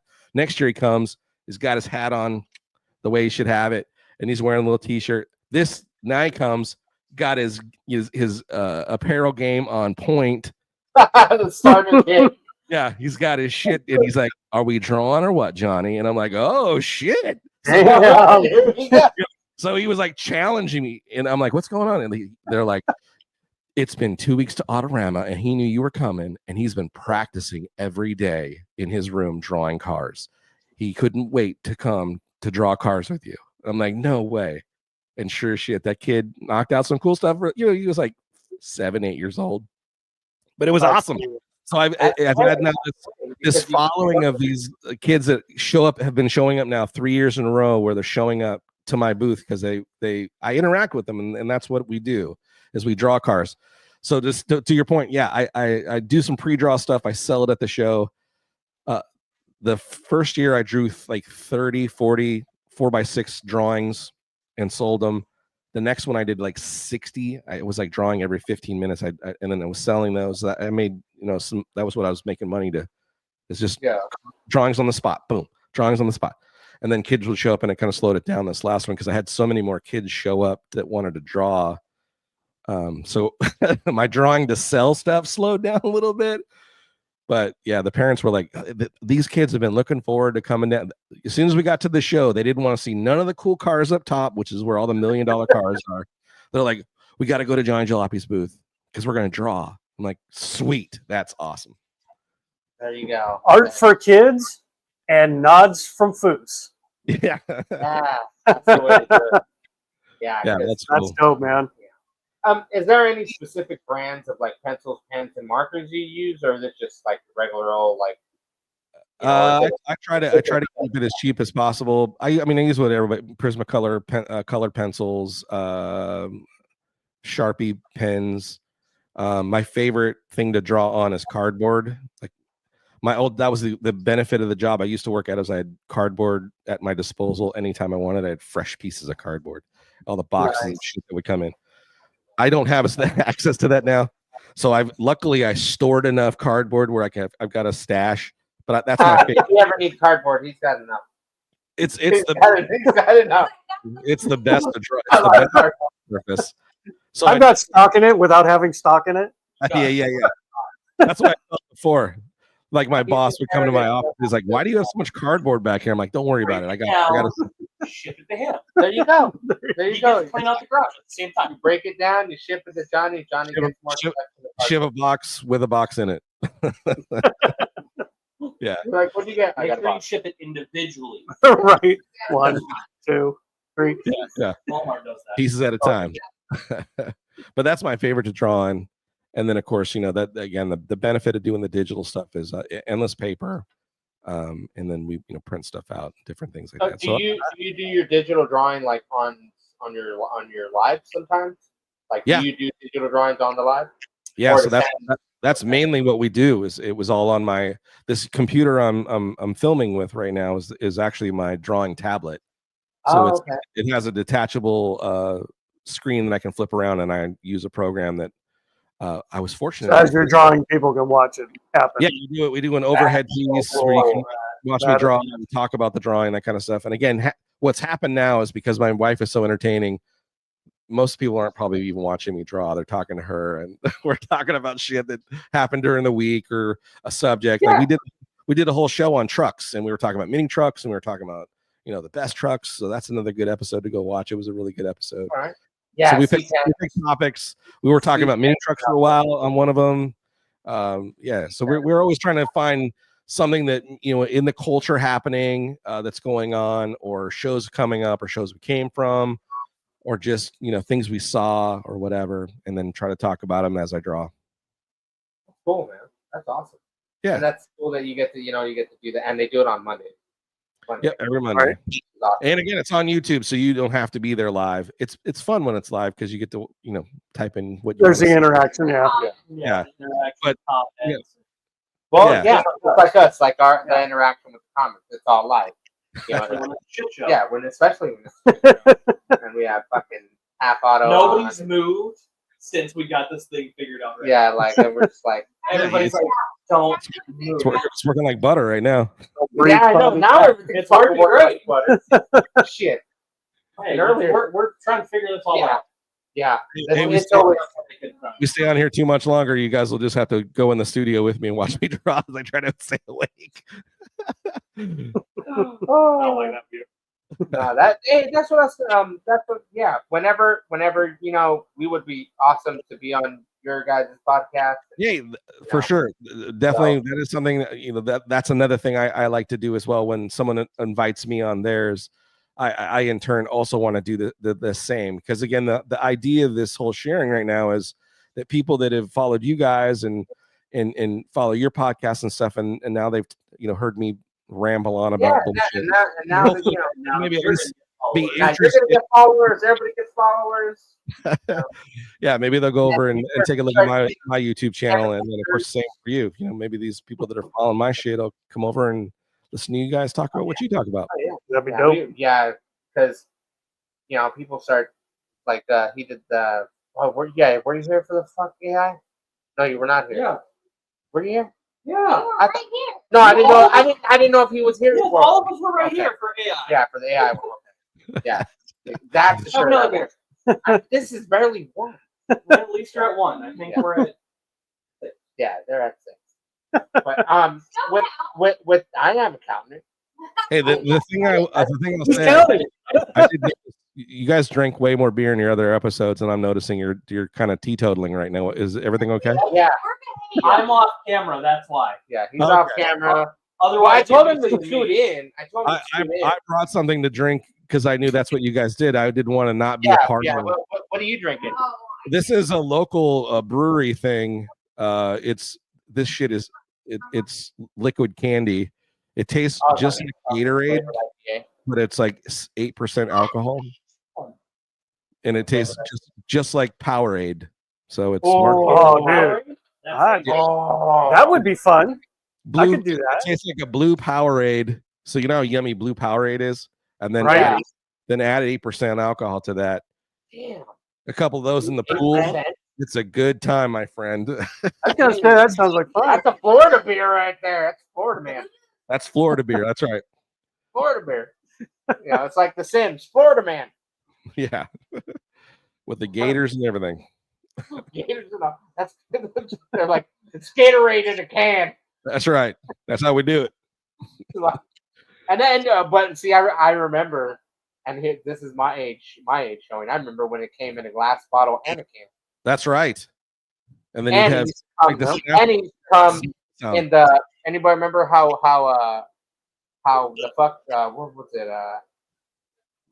Tang? It came in a thing like Tang too, in the carton style. Oh yeah, Yeah, pre-mixed tank. premix. No, not Tang, but the Oh, the Gatorade. Gatorade came like that. Yeah.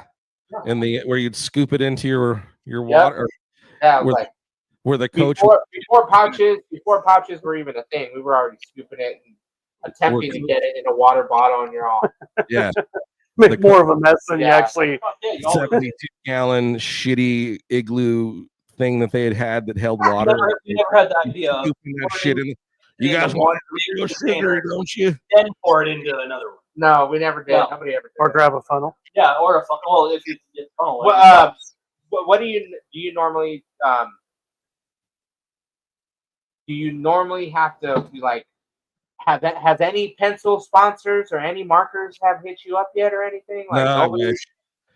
No, Crayola hasn't got mad at you. And None of that stuff yet. It'd be awesome. And again, this is the stuff when you're not doing it as a full-time person, you're just thinking to yourself, you're not thinking any of that kind of stuff. Now I'm going, you know what? I use these people's stuff all the time, and I talk about their stuff on my show. Why don't they send me pins for free or something? yeah, send me some. Right. Send me some shit. They're just gonna send you a bunch. I want to of make stuff. sure I don't have to buy this, Yeah, That's what I'm saying. Like but I'll last, use it. our last episode we just did on Monday, I was talking about the big crystal pins are my favorite. I'll show you these things here. Hey Bic, if you're watching, nice. Oh, okay. these old school crystal, these are my favorite doodling drawing pins to write with and to draw with. And they're local here in Florida. There's a big plant, so I've been I'm like telling my wife, you need to call these people and say I've already gave them now 2 podcasts of free advertisement. Dick, do your job. Come on, Vic. Can a brother get a big pin for free? Yeah, come on. They're just gonna send you a box of lighters instead. Lighters or shavers. Lighters or shavers. Send you Listen. lighters or shavers instead. So you guys obviously can figure that's exactly what would happen to me. They'd send me Yeah, they'll send you the wrong lighters. You're like, what the hell am I going to do with this? Yeah. Yeah, I'm gonna go to Bic and demand my pins. Yeah, you better emphasize on what you want. Right? Yeah, emphasize. Yeah. But that would be cool though. It would be neat. I just recently got contacted by a toolbox company that maybe hopefully if things go right, you might start seeing some toolboxes with my artwork on it. But we'll see if it happens. Yeah, that would be awesome. Yeah. I would send you one. This shit. There you go. You hear that? I've got a 1970s Snap-on just chilling in the backyard. Yeah. I will ship that motherfucker. There you go. There you go. Yeah. He's gonna DM me about that. Yeah, you could ship it to me, but I don't think it's gonna make it back. That's why it's sitting out here empty. Somebody was throwing it away at my work. Do you have a man cave other than your office and where you're at now in your studio? No. My wife says every room in the house is mine, supposedly. No, I have this room that we're in is our podcast studio, to where we've made it a dedicated space to set up the podcast and set up equipment, which that's been amazing. I just saw you go through the whole headache. I'm sure. I'm assuming that every single time you guys are done, you probably pack everything back up and then have to reset it all up. Yeah. It's a bitch. I got so sick, after doing it for like 8 years, I was like, I would love to be able to just set my shit up and be able to just go off and then walk out the room and everything's in the right place. I just turn stuff on. It's been amazing. So last year, after the last child left the house, we have this room and my wife and I are like, nice. Podcast room. So it's now the podcast room. She's tried to take it over as an office. I'm like, you can't do no. Don't you see the banner that this is a space now? Oh yeah, I don't know. I was in the garage for so long. Now I'm in the house again. Yeah. So I don't have a dedicated Johnny Jalopy space, but I have this room. I have my heart studio, and then of course the garage is mine. Yeah, I kind of figured like the garage you would have, like. Although I do share my garage with about 73 different holiday crates full of decorations and shit because my wife loves to decorate during the holidays. Oh, it's always Christmas or Halloween. Yeah. So every time I bring my Model A in, I smash right into them and go, "Oh, I hope I didn't break anything." Oh, the problem with that is now the next year that holiday comes up, you're buying new shit either way. Yeah, it's a lose-lose. That is a lose-lose. You're right. It sure feels, but it sure feels. It feels good when you do it. The thought process was already there. I agree with you. But it's like if I smash this, I have to buy new shit, right? And it's going to be bigger. It's going to be Here's where it did win. The crates we had them in before were garbage, and I kept telling her we need to get new ones. They're usually fun. So I kept finally, and then they cracked enough to where I was like, I see, we got to get new ones. So now we have some nicer ones, and I'm not hitting them as hard, but I still like, I want to make sure my front bumper is right up against it. Nice. Just giving it that little love tap. Just a little bit. Just right there. That's how they got in you. Yeah. That's how they got in you. It's fun though. We're all cracking them up. Oh, nice. Crack it open. Yeah, Perfect. cracking up. Well, what else, fellas? No, dude, the drawings and what's crazy is like, if with the drawings and like if people ever ask you to do like different size, different wheels or different interiors in some of the drawings that you do, or You know, or Yeah, is it just something that, I've had you know, people where they're like, "Hey, I have this dream of this car." Like I just had it recently. A gentleman sent me an old, I think it was like a '48 carryall, and in the photo, it's in the weeds, you know. And he's like, I have this dream of it being blue, this color blue, like a Ford blue with these darker blue fenders, and you know, all the chrome is restored. And I want to run these. He sent me, you know, 35 photos of these steely wheels he wants to do. And then he's like, I'd like the centerpieces blue to match the fenders. I'm like, okay. So I'll take all the pieces. That's the cool thing that working with Ian did. He would send, like, the Space Junkie, for instance. When I drew the concept for that car to be built, all he sent me was a quarter panel that he had acquired off of I think it was like a '50s Pontiac wagon that had those. that one, yeah. He sent me the rear quarter panel, a picture of it leaning up against a wall. He sent me a picture of a bubble, the shape of the bubble he wanted to use. And then he sent me the frame of old Space Junkie and said, come up with something. And I'm like, okay. A lot of input. So like, and then if you're tuning in, if people are tuning in right now, Johnny Jalopy is joining us from Florida. Late night on his end. And with Space Junkie, like how he's talking about Space Junkie, a lot of people don't realize, like, when they see that, they're like, oh, it's not like, no, I go, you have the one version, and then you have the other version, and then I believe the body is the old body. Like, I don't know, like, did he still keep the old body, or because there is another Space Junkie? Wait for it. This. I just sent you Space Junkie. This is Space Junkie 2.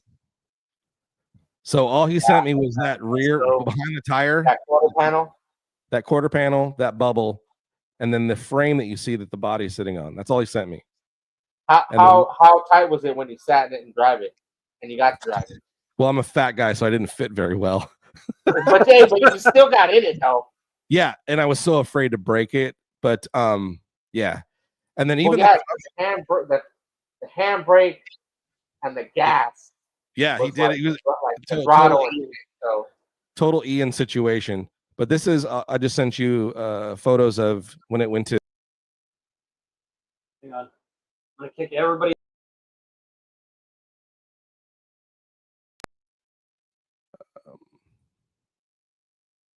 Did I lose you? Did you lose your guys? Yeah, so those are the concept drawings that we did on the show of it. But I had done a pre-draw of myself that I sent him my concept, and I'll show you what that looks like. That is so cool, man. Here's this concept no one ever saw on the show. So you'll get to see. But this is what I sent him of the idea, the first idea before we even went to air, took the car apart. Yeah. Any of that stuff. Let's see if I can find. I just like, you know, the body he made, and then I'm like, because when I remember when like watching the show and they roll off the 30s body to the side, I'm like, I wonder if that thing is still sitting somewhere, or did somebody buy it? Yeah, there's a whole story that goes along with that too, and I can definitely. I'm trying to find. I apologize. No, you're good, man. You're good. Hey. Damn it. I just had this thing the other day too. Hell yeah. Mother trucker. Ah, damn it. Okay, hold on. Sorry. Wait, pictures. Remember, guys, always tune in to the Late Frame Podcast every Thursday, 8 p.m. Shout out to Butter Automotive Wax, keeping your cars clean as fuck. You forgot more. Oh, Street Source, A&E Landscaping, and BodyDropClothing.com, and Runyon Fab, Bob, GrantFab.com. Nice. So many other, and JohnnyJalopy.com. He's just, he's trying to find photos. We're in the middle of our ghetto version of a commercial. So. Yes, sorry about that. And no, good. hey, you're joining us on our little commercial. Yep. So, yeah. Of course, And if when you you wanna when be you want to find something, you can never. This is the problem with having too many photos and nice, shit. I just don't want Ryan is a badass when he does stuff. You're trying to reach Yeah, it and yeah. look. Like I need new glasses so bad. Yeah, No, Ian. Ian. I said Ian by accident. You're going to hell. I meant Ian. You're going to hell. I You're know. never going to be on here now. No, he's gonna be on there, and then I'm gonna get yelled at Your for fault. 30 minutes. from him. I was calling him Ian for the longest time, and then he finally went, "Hey, dude, it's Ian." I'm like, "Oh, sorry." Here you go. So this is the original picture I sent him Oh, of hang on. the idea I had. And this is before we go. This is before before he starts pulling body apart, before we even meet. Because on the show, we meet in the show, and then I do some drawings on the show that he goes, "Oh, I really like this idea." But I came. This was the starting point, which was the fin thing. I was like, "Dude, we got to do this fin in the center. It'll look so badass." But so you can see a lot of the things that were in the final drawing that becomes the car. That are happening in this drawing. That I like. That that's stuff you don't. You don't see. Super space age. Yeah, like that. It's total like space age. Yeah. That does deserve the name Space Junkie right there too. So that car, top of the end, the sides, the way everything was incorporated, Yeah. And getting the gas tank turned into an air filter with the fin, which is tight. I like how he did that. And that was what you guys started with. Was that? Oh, shit. So we had when we were building, him and I were sitting in the shop after we had just finished Johnny 5. We're looking at Space Junkie 1 is sitting over in a corner underneath a tarp. Yeah. So all we see is the silhouette of the tarp sitting on the car. And he's like, "Man, I've been really wanting to do something different with this car over here." And I'm like, "Why would you want to tear that car apart? That thing's an icon. It won all kinds of shit, right?" And I was like, "Why would you want to do that?" And he's like, "I just want to do something different." And I'm like, "Okay." So we started looking at the shapes on the canvas, and we were already with the canvas kind of drawing the car, making shapes. And again, this is before we're even. He sends me photos of this whole quarter panel shit. We're already working on a new idea for Space Junkie 2. And so, we do that for a couple hours. We're bullshitting. Oh man, that would look cool. The shape would be badass. It was longer. Da, da, da, da. Anyway, so then I go home. He sends me a couple months later, sends me photos of all this stuff. So then when I get there, we take the body off and he sets it aside. Well, that thing sits aside and another guy buys the body. And takes the body and decides he's going to do something with it. The next season, I think it was the following season. No, two seasons go by, and the guy finally contacts Ian, or Ian contacts him and says, "Hey, I'm going to build Space Junkie back again. Will you help me build the frame? I want to build it to look like the original." Yeah, that's what was online for a while. So the one that you see out there now is I call it, Ian calls it. The guy that used to own it didn't call it. It's Space Junkie 1.5. So it's the original body with a totally new chassis. And then Space Junkie 2, which is that bubble top you saw, that is the original chassis. With a whole new body and whole new body and motor on it. Okay. So the guy got the body and the motor, which was this flat 8, I believe, motor. So on an episode of Full Custom Garage, when the seasons were really short, he comes to the shop. They rebuild the chassis. This guy actually owns a pretty high end hot rod shop. Him and his dad, and then he goes and he takes it and just geeks out on it. Does shit to it that was amazing. The car came out great, other than the floating wheels he put on it look stupid, but that's just my opinion. Oh, the spinners? No, the spinners were cool. Those were the original wood wheel spinners that Ian did on Space Junkie 1. Those were cool. He did these half moon floaty things, and I don't like them. Oh, Yeah, I don't like them. Oh, If they yeah, dude. the wheel looks great, he had them off. The car looks great with them off. I don't like the way it looks, but the new owner has it. He's going to do whatever. So there's a new owner now that has it, that puts it on the back of this badass semi truck car hauler thing. That's just Oh, that would be sick. the two together is sick, but it's a whole brand new owner. So but that car still lives on. Space Junkie 1, Space Junkie 2, the one that you saw there, got sold at Barrett Jackson, and some guy in Las Vegas owns it, and it's in his personal collection. Wow.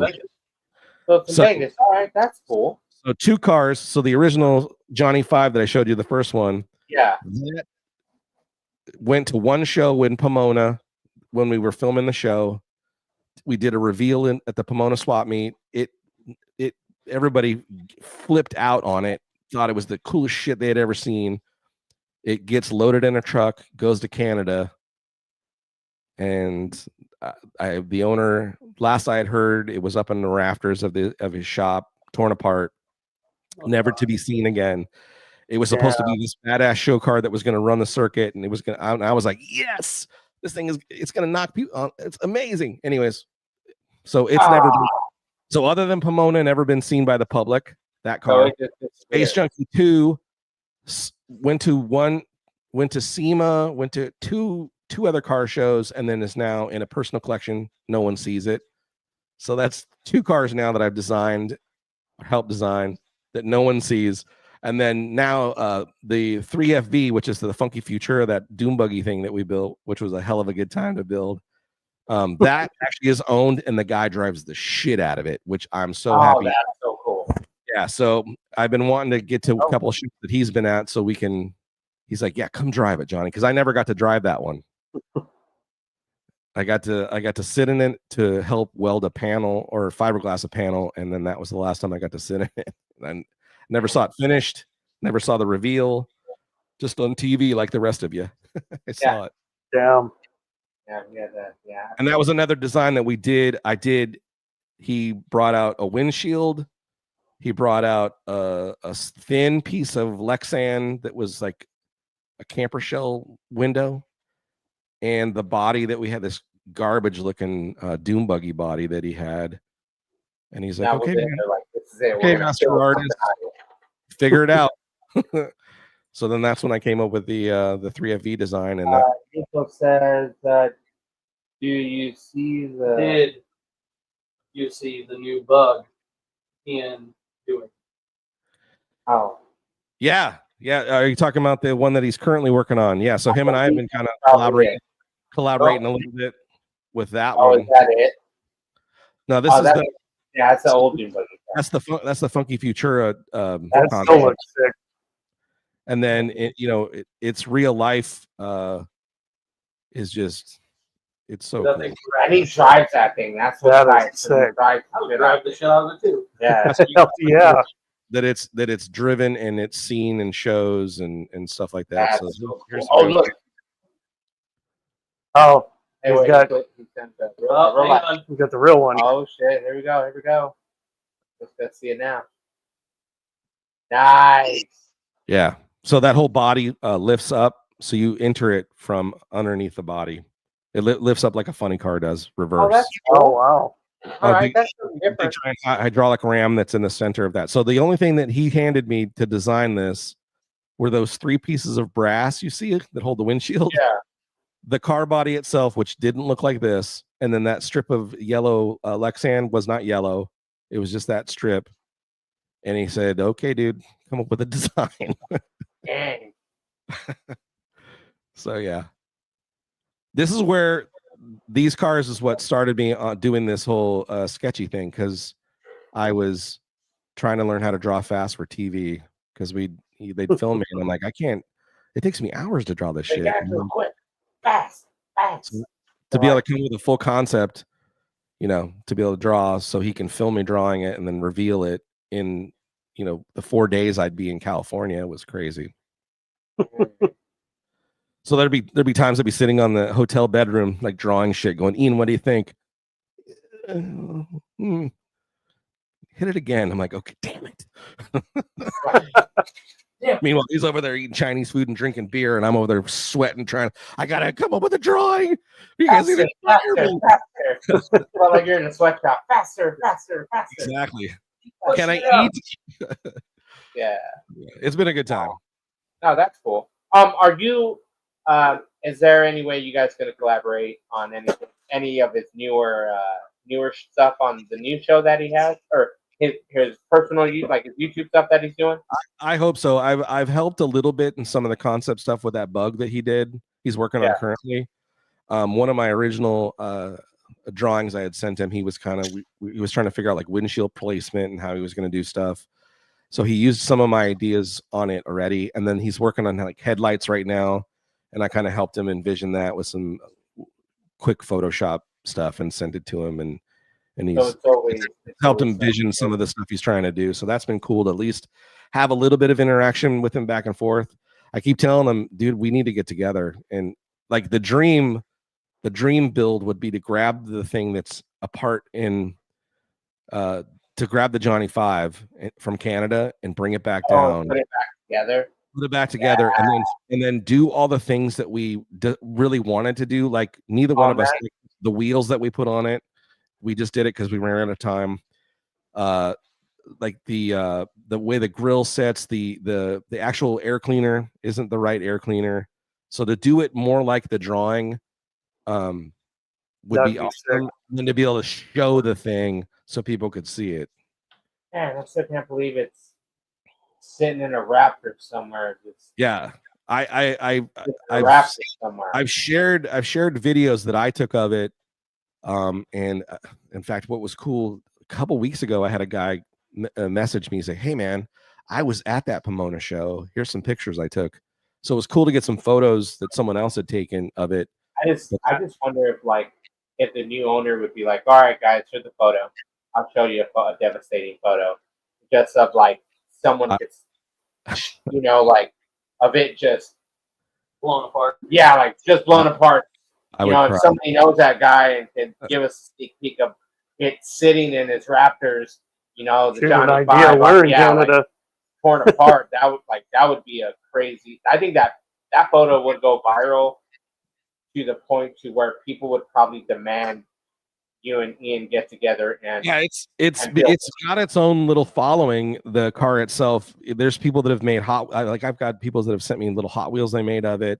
There's a guy that's got like I forget what scale, he's made a full RC car of it. Holy crap! Oh, that's cool. So badass. I want to see that. If he wasn't asking $600 for it, I'd probably buy it. Dude, I want to see that. That was so tight. I know, yeah, that'd be so bad. What, 5? Yeah. Well, it's like the one guy who builds the laid out C10s. Yeah, it's so sick. Like, dude, the RC car game right now, people. Dude, there's a guy that's building Ford, little Model A Ford bodies for him. Yeah, they're doing all kinds of crazy shit, especially with the 3D printing stuff. They can do all kinds of stuff. Dang, but this dude, guy, like, I remember model cars, but dang, dude, the RC game. Yeah, I don't know how he did it, but it looks just like it's so badass. Working headlights, all the tail light, it's sick. And then another guy sent. This part sucks. A guy built me a custom Hot Wheel.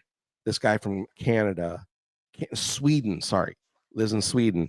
He's got a YouTube channel where he makes custom Hot Wheels. And he made a custom Johnny 5 Hot Wheel, and he sent it to me. And the thing looks so badass on the show, his little YouTube channel. Yeah. And he sent it to the guy, packed it as best he could. Oh no! And I must have got Ace Ventura as a UPS driver guy. Because he kicked the shit out of it, and I got it, and everything was in pieces. Damn. Yeah, so I sent him photos. I'm like, I'm so sorry. He's like, oh my god. He's probably more upset than you. Yeah.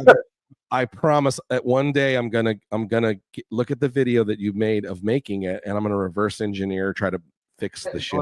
I don't have it together. Yeah. I mean, it was like super little detail, like this detail shit that he had done.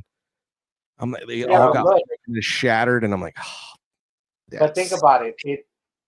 The toy lived what the real life vehicle lived. So it ended up on one Yeah, show. technically, yeah. It ended up on one show, and then You never know, to be seen again in pieces. now that you're saying that, I do have this little miniature palette. I might just have to take it and stick it on it and just stick it Do it. up somewhere. And go, Make a Do little it. raptor. Just make your own little Make mini your little garage. mini- You just- little Yeah. raptor He's up got his there. own diorama. Yeah, little Our diorama this is of a my garage. life. This is how it really is. Yeah. Like, yeah, you're like same way, guys. One of them Went to little one hidden show. incognitos. Yeah, it'd be like an Easter egg when you're watching the show. Yeah. Just be in the background. But him and I have talked every time we get together. We every opportunity we like when the one time I was with him at SEMA, immediately we go to that conversation of like, if we could just get, because he's the guy that owns it's like this big helicopter guy. He works overseas and and shit. So we're like Operation Johnny 5 drop, where he just helicopters it in, drops it under the shop, and we just go at it and fix the thing and get it back to show it. That'd be a badass episode. That would. That's Just what I'm like all saying. of a sudden, I think it would have a ton of views if we could get it to happen. So I think the problem is, though, not on purpose, because I haven't talked negative about the person that owns it, because we were friends at one point, but I've become so frustrated that it's, it was supposed to, he kept saying, oh, I'm going to get to it, because he's got all these projects and shit. And he kept saying, I'm going to get to it. And the vision that he had when he put it in the trailer, he's like, Johnny, I'm going to take this into Canada and we're going to the big World of Wheels show first. And that's going to be, I'm like, oh my God, could you imagine this car getting some coverage at this big show in Canada? All my dreams were like, it's going to be the biggest car since the Uncertainty. Oh my God. yeah, but now And it's become just like the Uncertainty, which is it's buried in someone's garage and no one knows where it's at. no, yeah, until one day it winds up on an automotive episode of some TV show down the road where they're I hope that's what happens. That it eventually finds its way and someone finds it. Let's just hope the monkeys don't grab it. Yeah. Or it'll be my luck. I'll be 90 and they'll remember this, Johnny. Yeah, yeah. And then I'll shit my pants and have a heart attack. And then Where is this now? Yeah, like where are they now? Where is it now? There's on this pallet. If you go to this back corner, there's a couple on this Would corner. be more messed up if like the guy who has it now just like sent you pieces of it and he goes, oh, you want to put it together here? I'll mail it to you a piece at a time. I would like one nut. I have said, and people have said, if it ever came available to where the guy would sell it, they're like, do a GoFundMe, man. I would help you. I'm like, A lot of people probably would. yeah. But then there's the responsibility of everybody's hard-earned money trying to make it happen. Yeah, trying to go get it, Yeah. I think it would. I think people would like.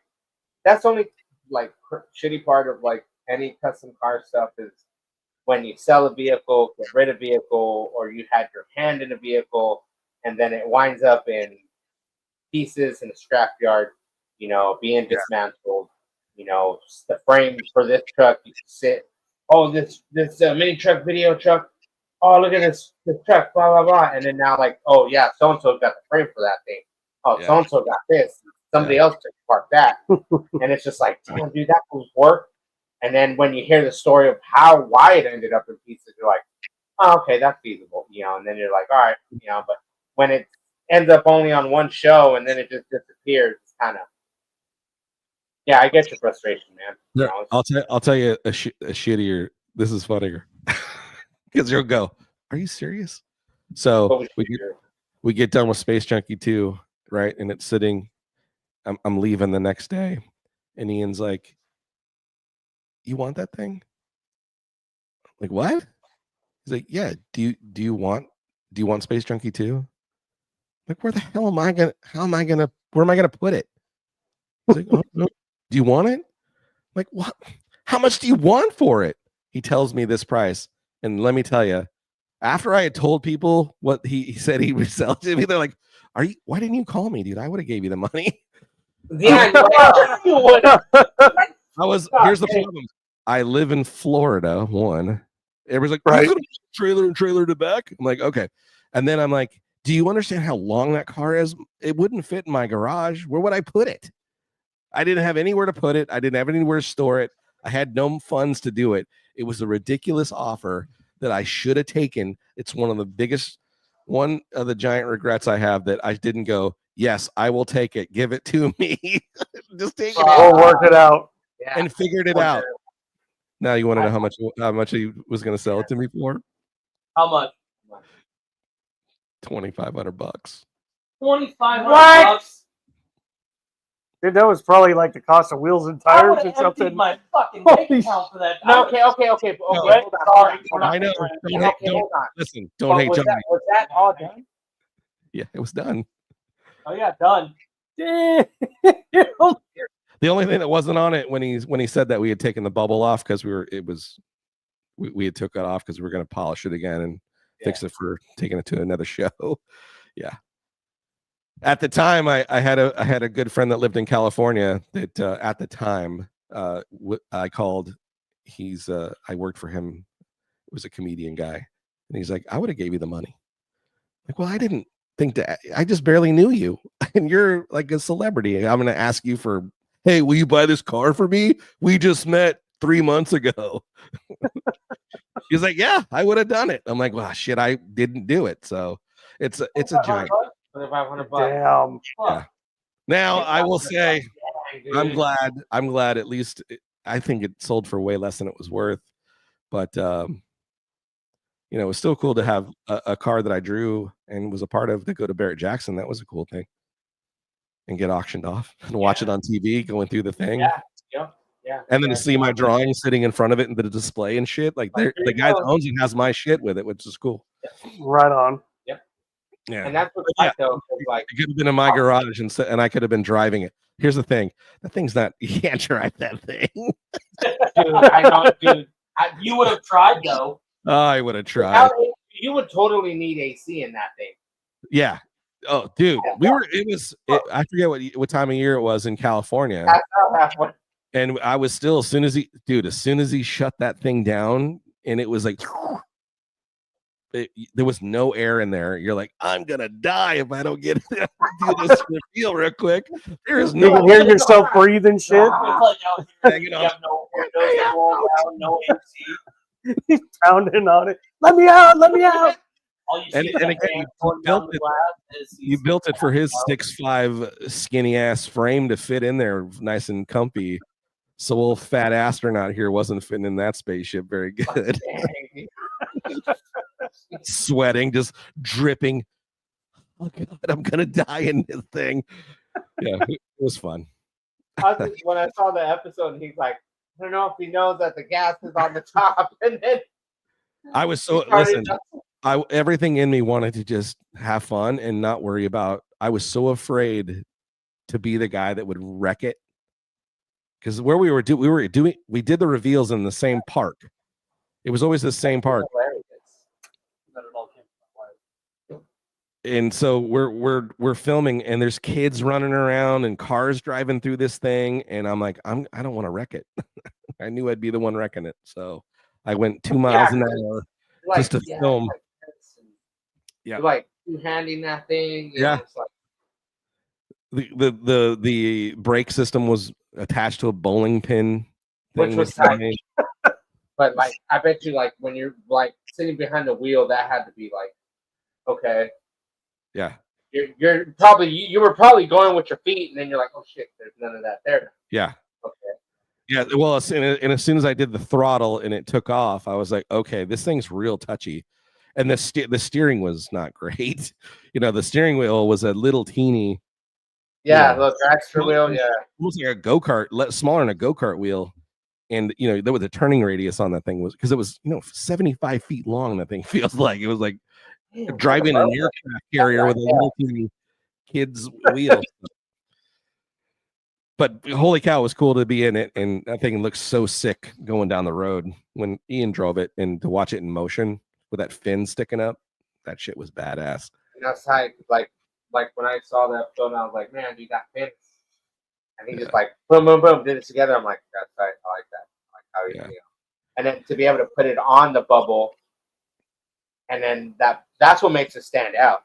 You know what I mean? Like, well, what's funny is if you look at when that show aired, and then you watch a couple other building shows that happened, suddenly other cars started having these fins being put on them. Yeah, people were doing the fin thing and the Like Dad Chad, I think, had 2 cars. He put a fin in the center like that. I think he's still trying to do the fin thing. And then there was like another car building show that they did the same thing. And they did the same thing where they're like, hey, look, they suddenly have a shop dog. They were ripping Ian off so much. that's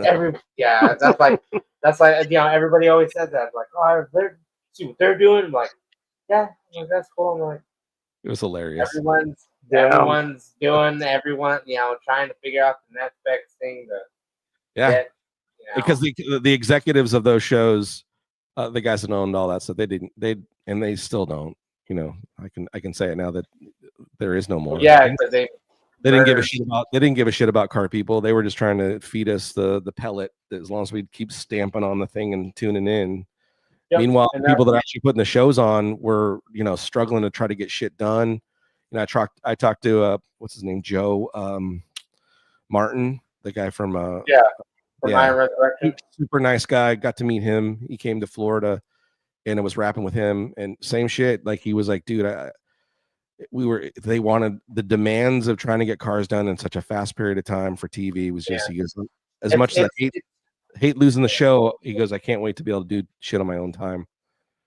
Yeah, and that's the thing. Like I think that's like the downfall of what Motor Trend was, because they just didn't. They weren't gearheads, so they didn't understand. Like, all right, cool. I know that transmission is not going to take overnight. Like, that's going to be a few days. No matter how much you pay the shop. Or stuff like that. There was that, and then there was also the, hey, if it takes 2 weeks to get here, that's drama. Yeah, and we can play on the drama. Yeah, a lot of people hated that. Yeah, that was the one thing I would say the Ian stuck to his guns, and that's why he didn't do as well as those other shows, is because every time they kept coming back to him saying, we want more drama, Ian go, that ain't my show. That's not what it is. And he refused. And they're like, okay, then you're going to stick to where you're at. And he's like, that's fine. I'll just do that. Oh, but I hate to say it, but like it's on. Yeah. He stuck to his guns, and it was good that he did that, because his show is still being played the way it's being played. Yeah. Yeah, that's why he's still got a following that still like what he does, and still, again, the Ian that you're seeing building on YouTube right now, which is the same guy, which is like, hey man, I've got nothing. Like, he's over there today, was putting in shocks on his Zephyr, and he's working in his garage at his house with no tools. Oh, let me use the side of this trailer to bend some round tube. You know what I mean? He's just building like you would build in your garage with whatever you got, right? Yep. Whatever you got. Yep. And a lot of people like, you see them clown on other people, like, oh, well, why don't you just get a tube bender? But like, all right, man, I ain't got fucking $2,500, $3,500 for a last tube bender. Last time I checked, those things are expensive. Yeah. even those shitty ones at Harbor Freight aren't cheap. No, fuck no, they're not even cheap either. Even though that you bend it the wrong way and it explodes in your face and you got shrapnel everywhere. And let's not talk about the floor jacks. Yeah, let's not talk about the floor jacks and the jack stands. What do you mean? Yeah. He became part of the car or the truck. Yeah. That's right. He put his blood, sweat, and everything else into that truck. We're trying to do a full human instead of electric. We're going to put a human powered. Right. Human power. Yeah, one Chevrolet legs at a time.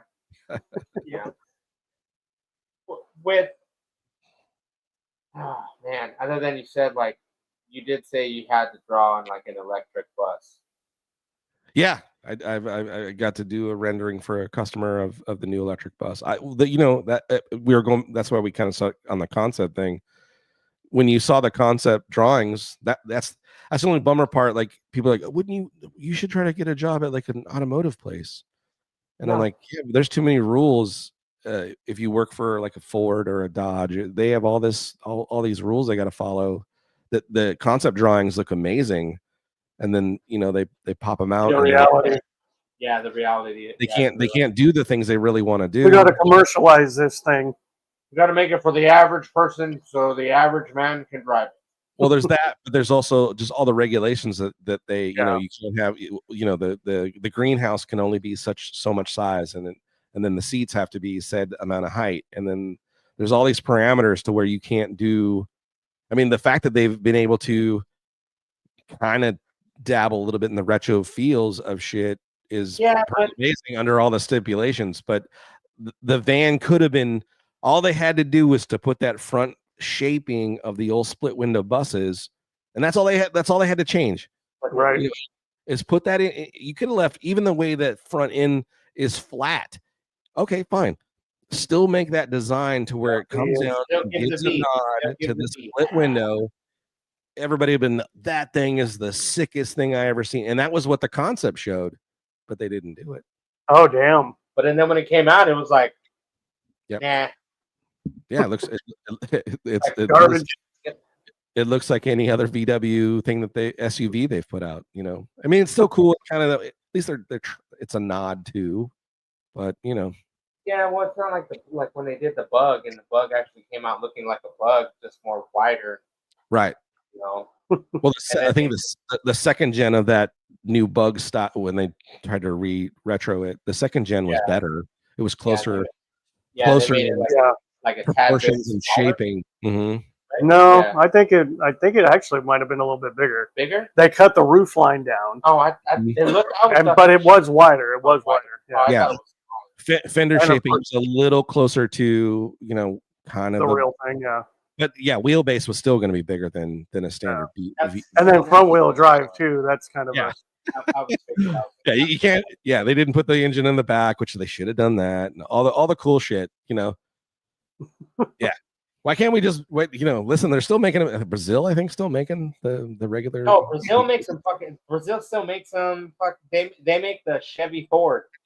It's a Chevy body, but it has Ford emblems on it. And it's a Ford motor. They got them in Brazil. Do you ever seen those? Probably. You ever seen those? Yeah, it's like it's square body. It looks like a Blazer. Okay. Or it looks like a Bronco or something, and it's like it's a Chevy body, and they're like, yeah, it's a Blazer, and then I'll see look at the sides and like Bronco. Ford Bronco something. Like, what the fuck? Yeah. But dude, they slam the shit out of them out in Brazil. Like, yeah, man. I mean, they're still building the split window buses and regular V-dubs out there too, out of steel. Yeah. You know, I got guys that I know that are still. There's a guy here locally that tries to import as many of the split windows as he can, so he can build them and then sell them for holy cow, double digits. Yeah, that's good. It's unreal. It's like what is it? In somewhere in Japan, they're building the old Bronco bodies. Like some company stamps them out. Yep. Like I'm just like, dude. And then I think about myself, oh, okay, you guys at that back then when everything went under, they just showed up and bought all the old equipment. Like, all right, we'll stamp this shit out on our and over here. You know, it's like. Well, I'm hoping that, you know, Toyota had talked about they were going to redo kind of an 80s looking pickup truck again, back to the, you know, the basic shit with roll up windows. Yep. And then they came out with whatever, and I'm like, it still looks too modern. Like, it would be badass it would be so cool to see them, any of those companies kind of do retro shit. I know there's one vehicle right now that they've tossed out that is so basic, don't even come with a radio in it. Yeah. But the truck itself looks it still looks very modern. I think it'd be kind of cool if they could do a retro look to their old shit. Yeah, it'd be cool. I don't know. I saw one today. It's basic as fuck. Yeah. Is it a truck or what? It's a truck. It's supposed to be a basic truck that anyone can afford. Yeah. Because they were looking at the prices of all the newer trucks. Yeah. And they were like, well, why can't we just build something for the I know there's a cheaper end Maverick. Oh, yeah, no, there's Maverick, but the Toyota's supposed to be like in the $8,000 range with oh geez. But all the ones I've seen all have a flatbed on them, or almost a VW style bed where it's a very small, like the platform's big where the sides fold down and shit, almost like what you see in Japan. But I was hoping that they were going to do it with like a regular pickup truck bed and a regular cab. Yeah, but they won't. Like, we all hope that they make mini trucks. Like, we all hope that they bring the mini truck back. Yeah, it was the Maverick, but it's probably safety standards. I guarantee that's probably the biggest thing. Safety standards doesn't meet it. Sorry, we ain't making it. Exactly. That's exactly what it but is. Like that one guy.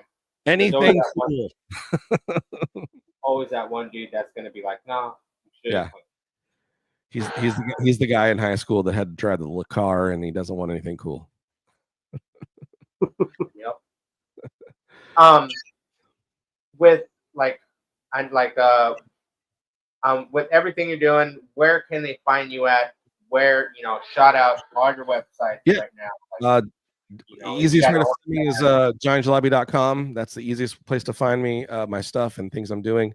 And of course, on any of the social media, Johnny Jalopy at Facebook, Instagram, and then on YouTube as well. So yeah, hit me up. Love to chat with any of you guys. And dude, I'm so again, fellas, I'm so appreciative. Sure.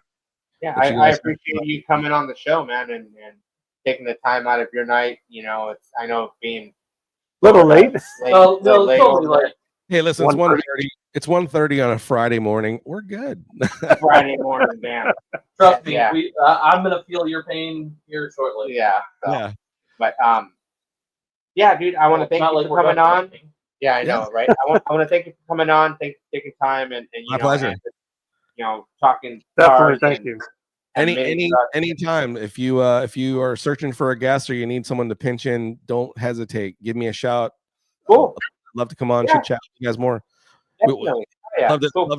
Love to do one of your pick of topics and then we ramble on about shit because I got you'll be back on. You'll be back on. There's a lot of times that we just do a whole lot of just we sit here and we just bullshit.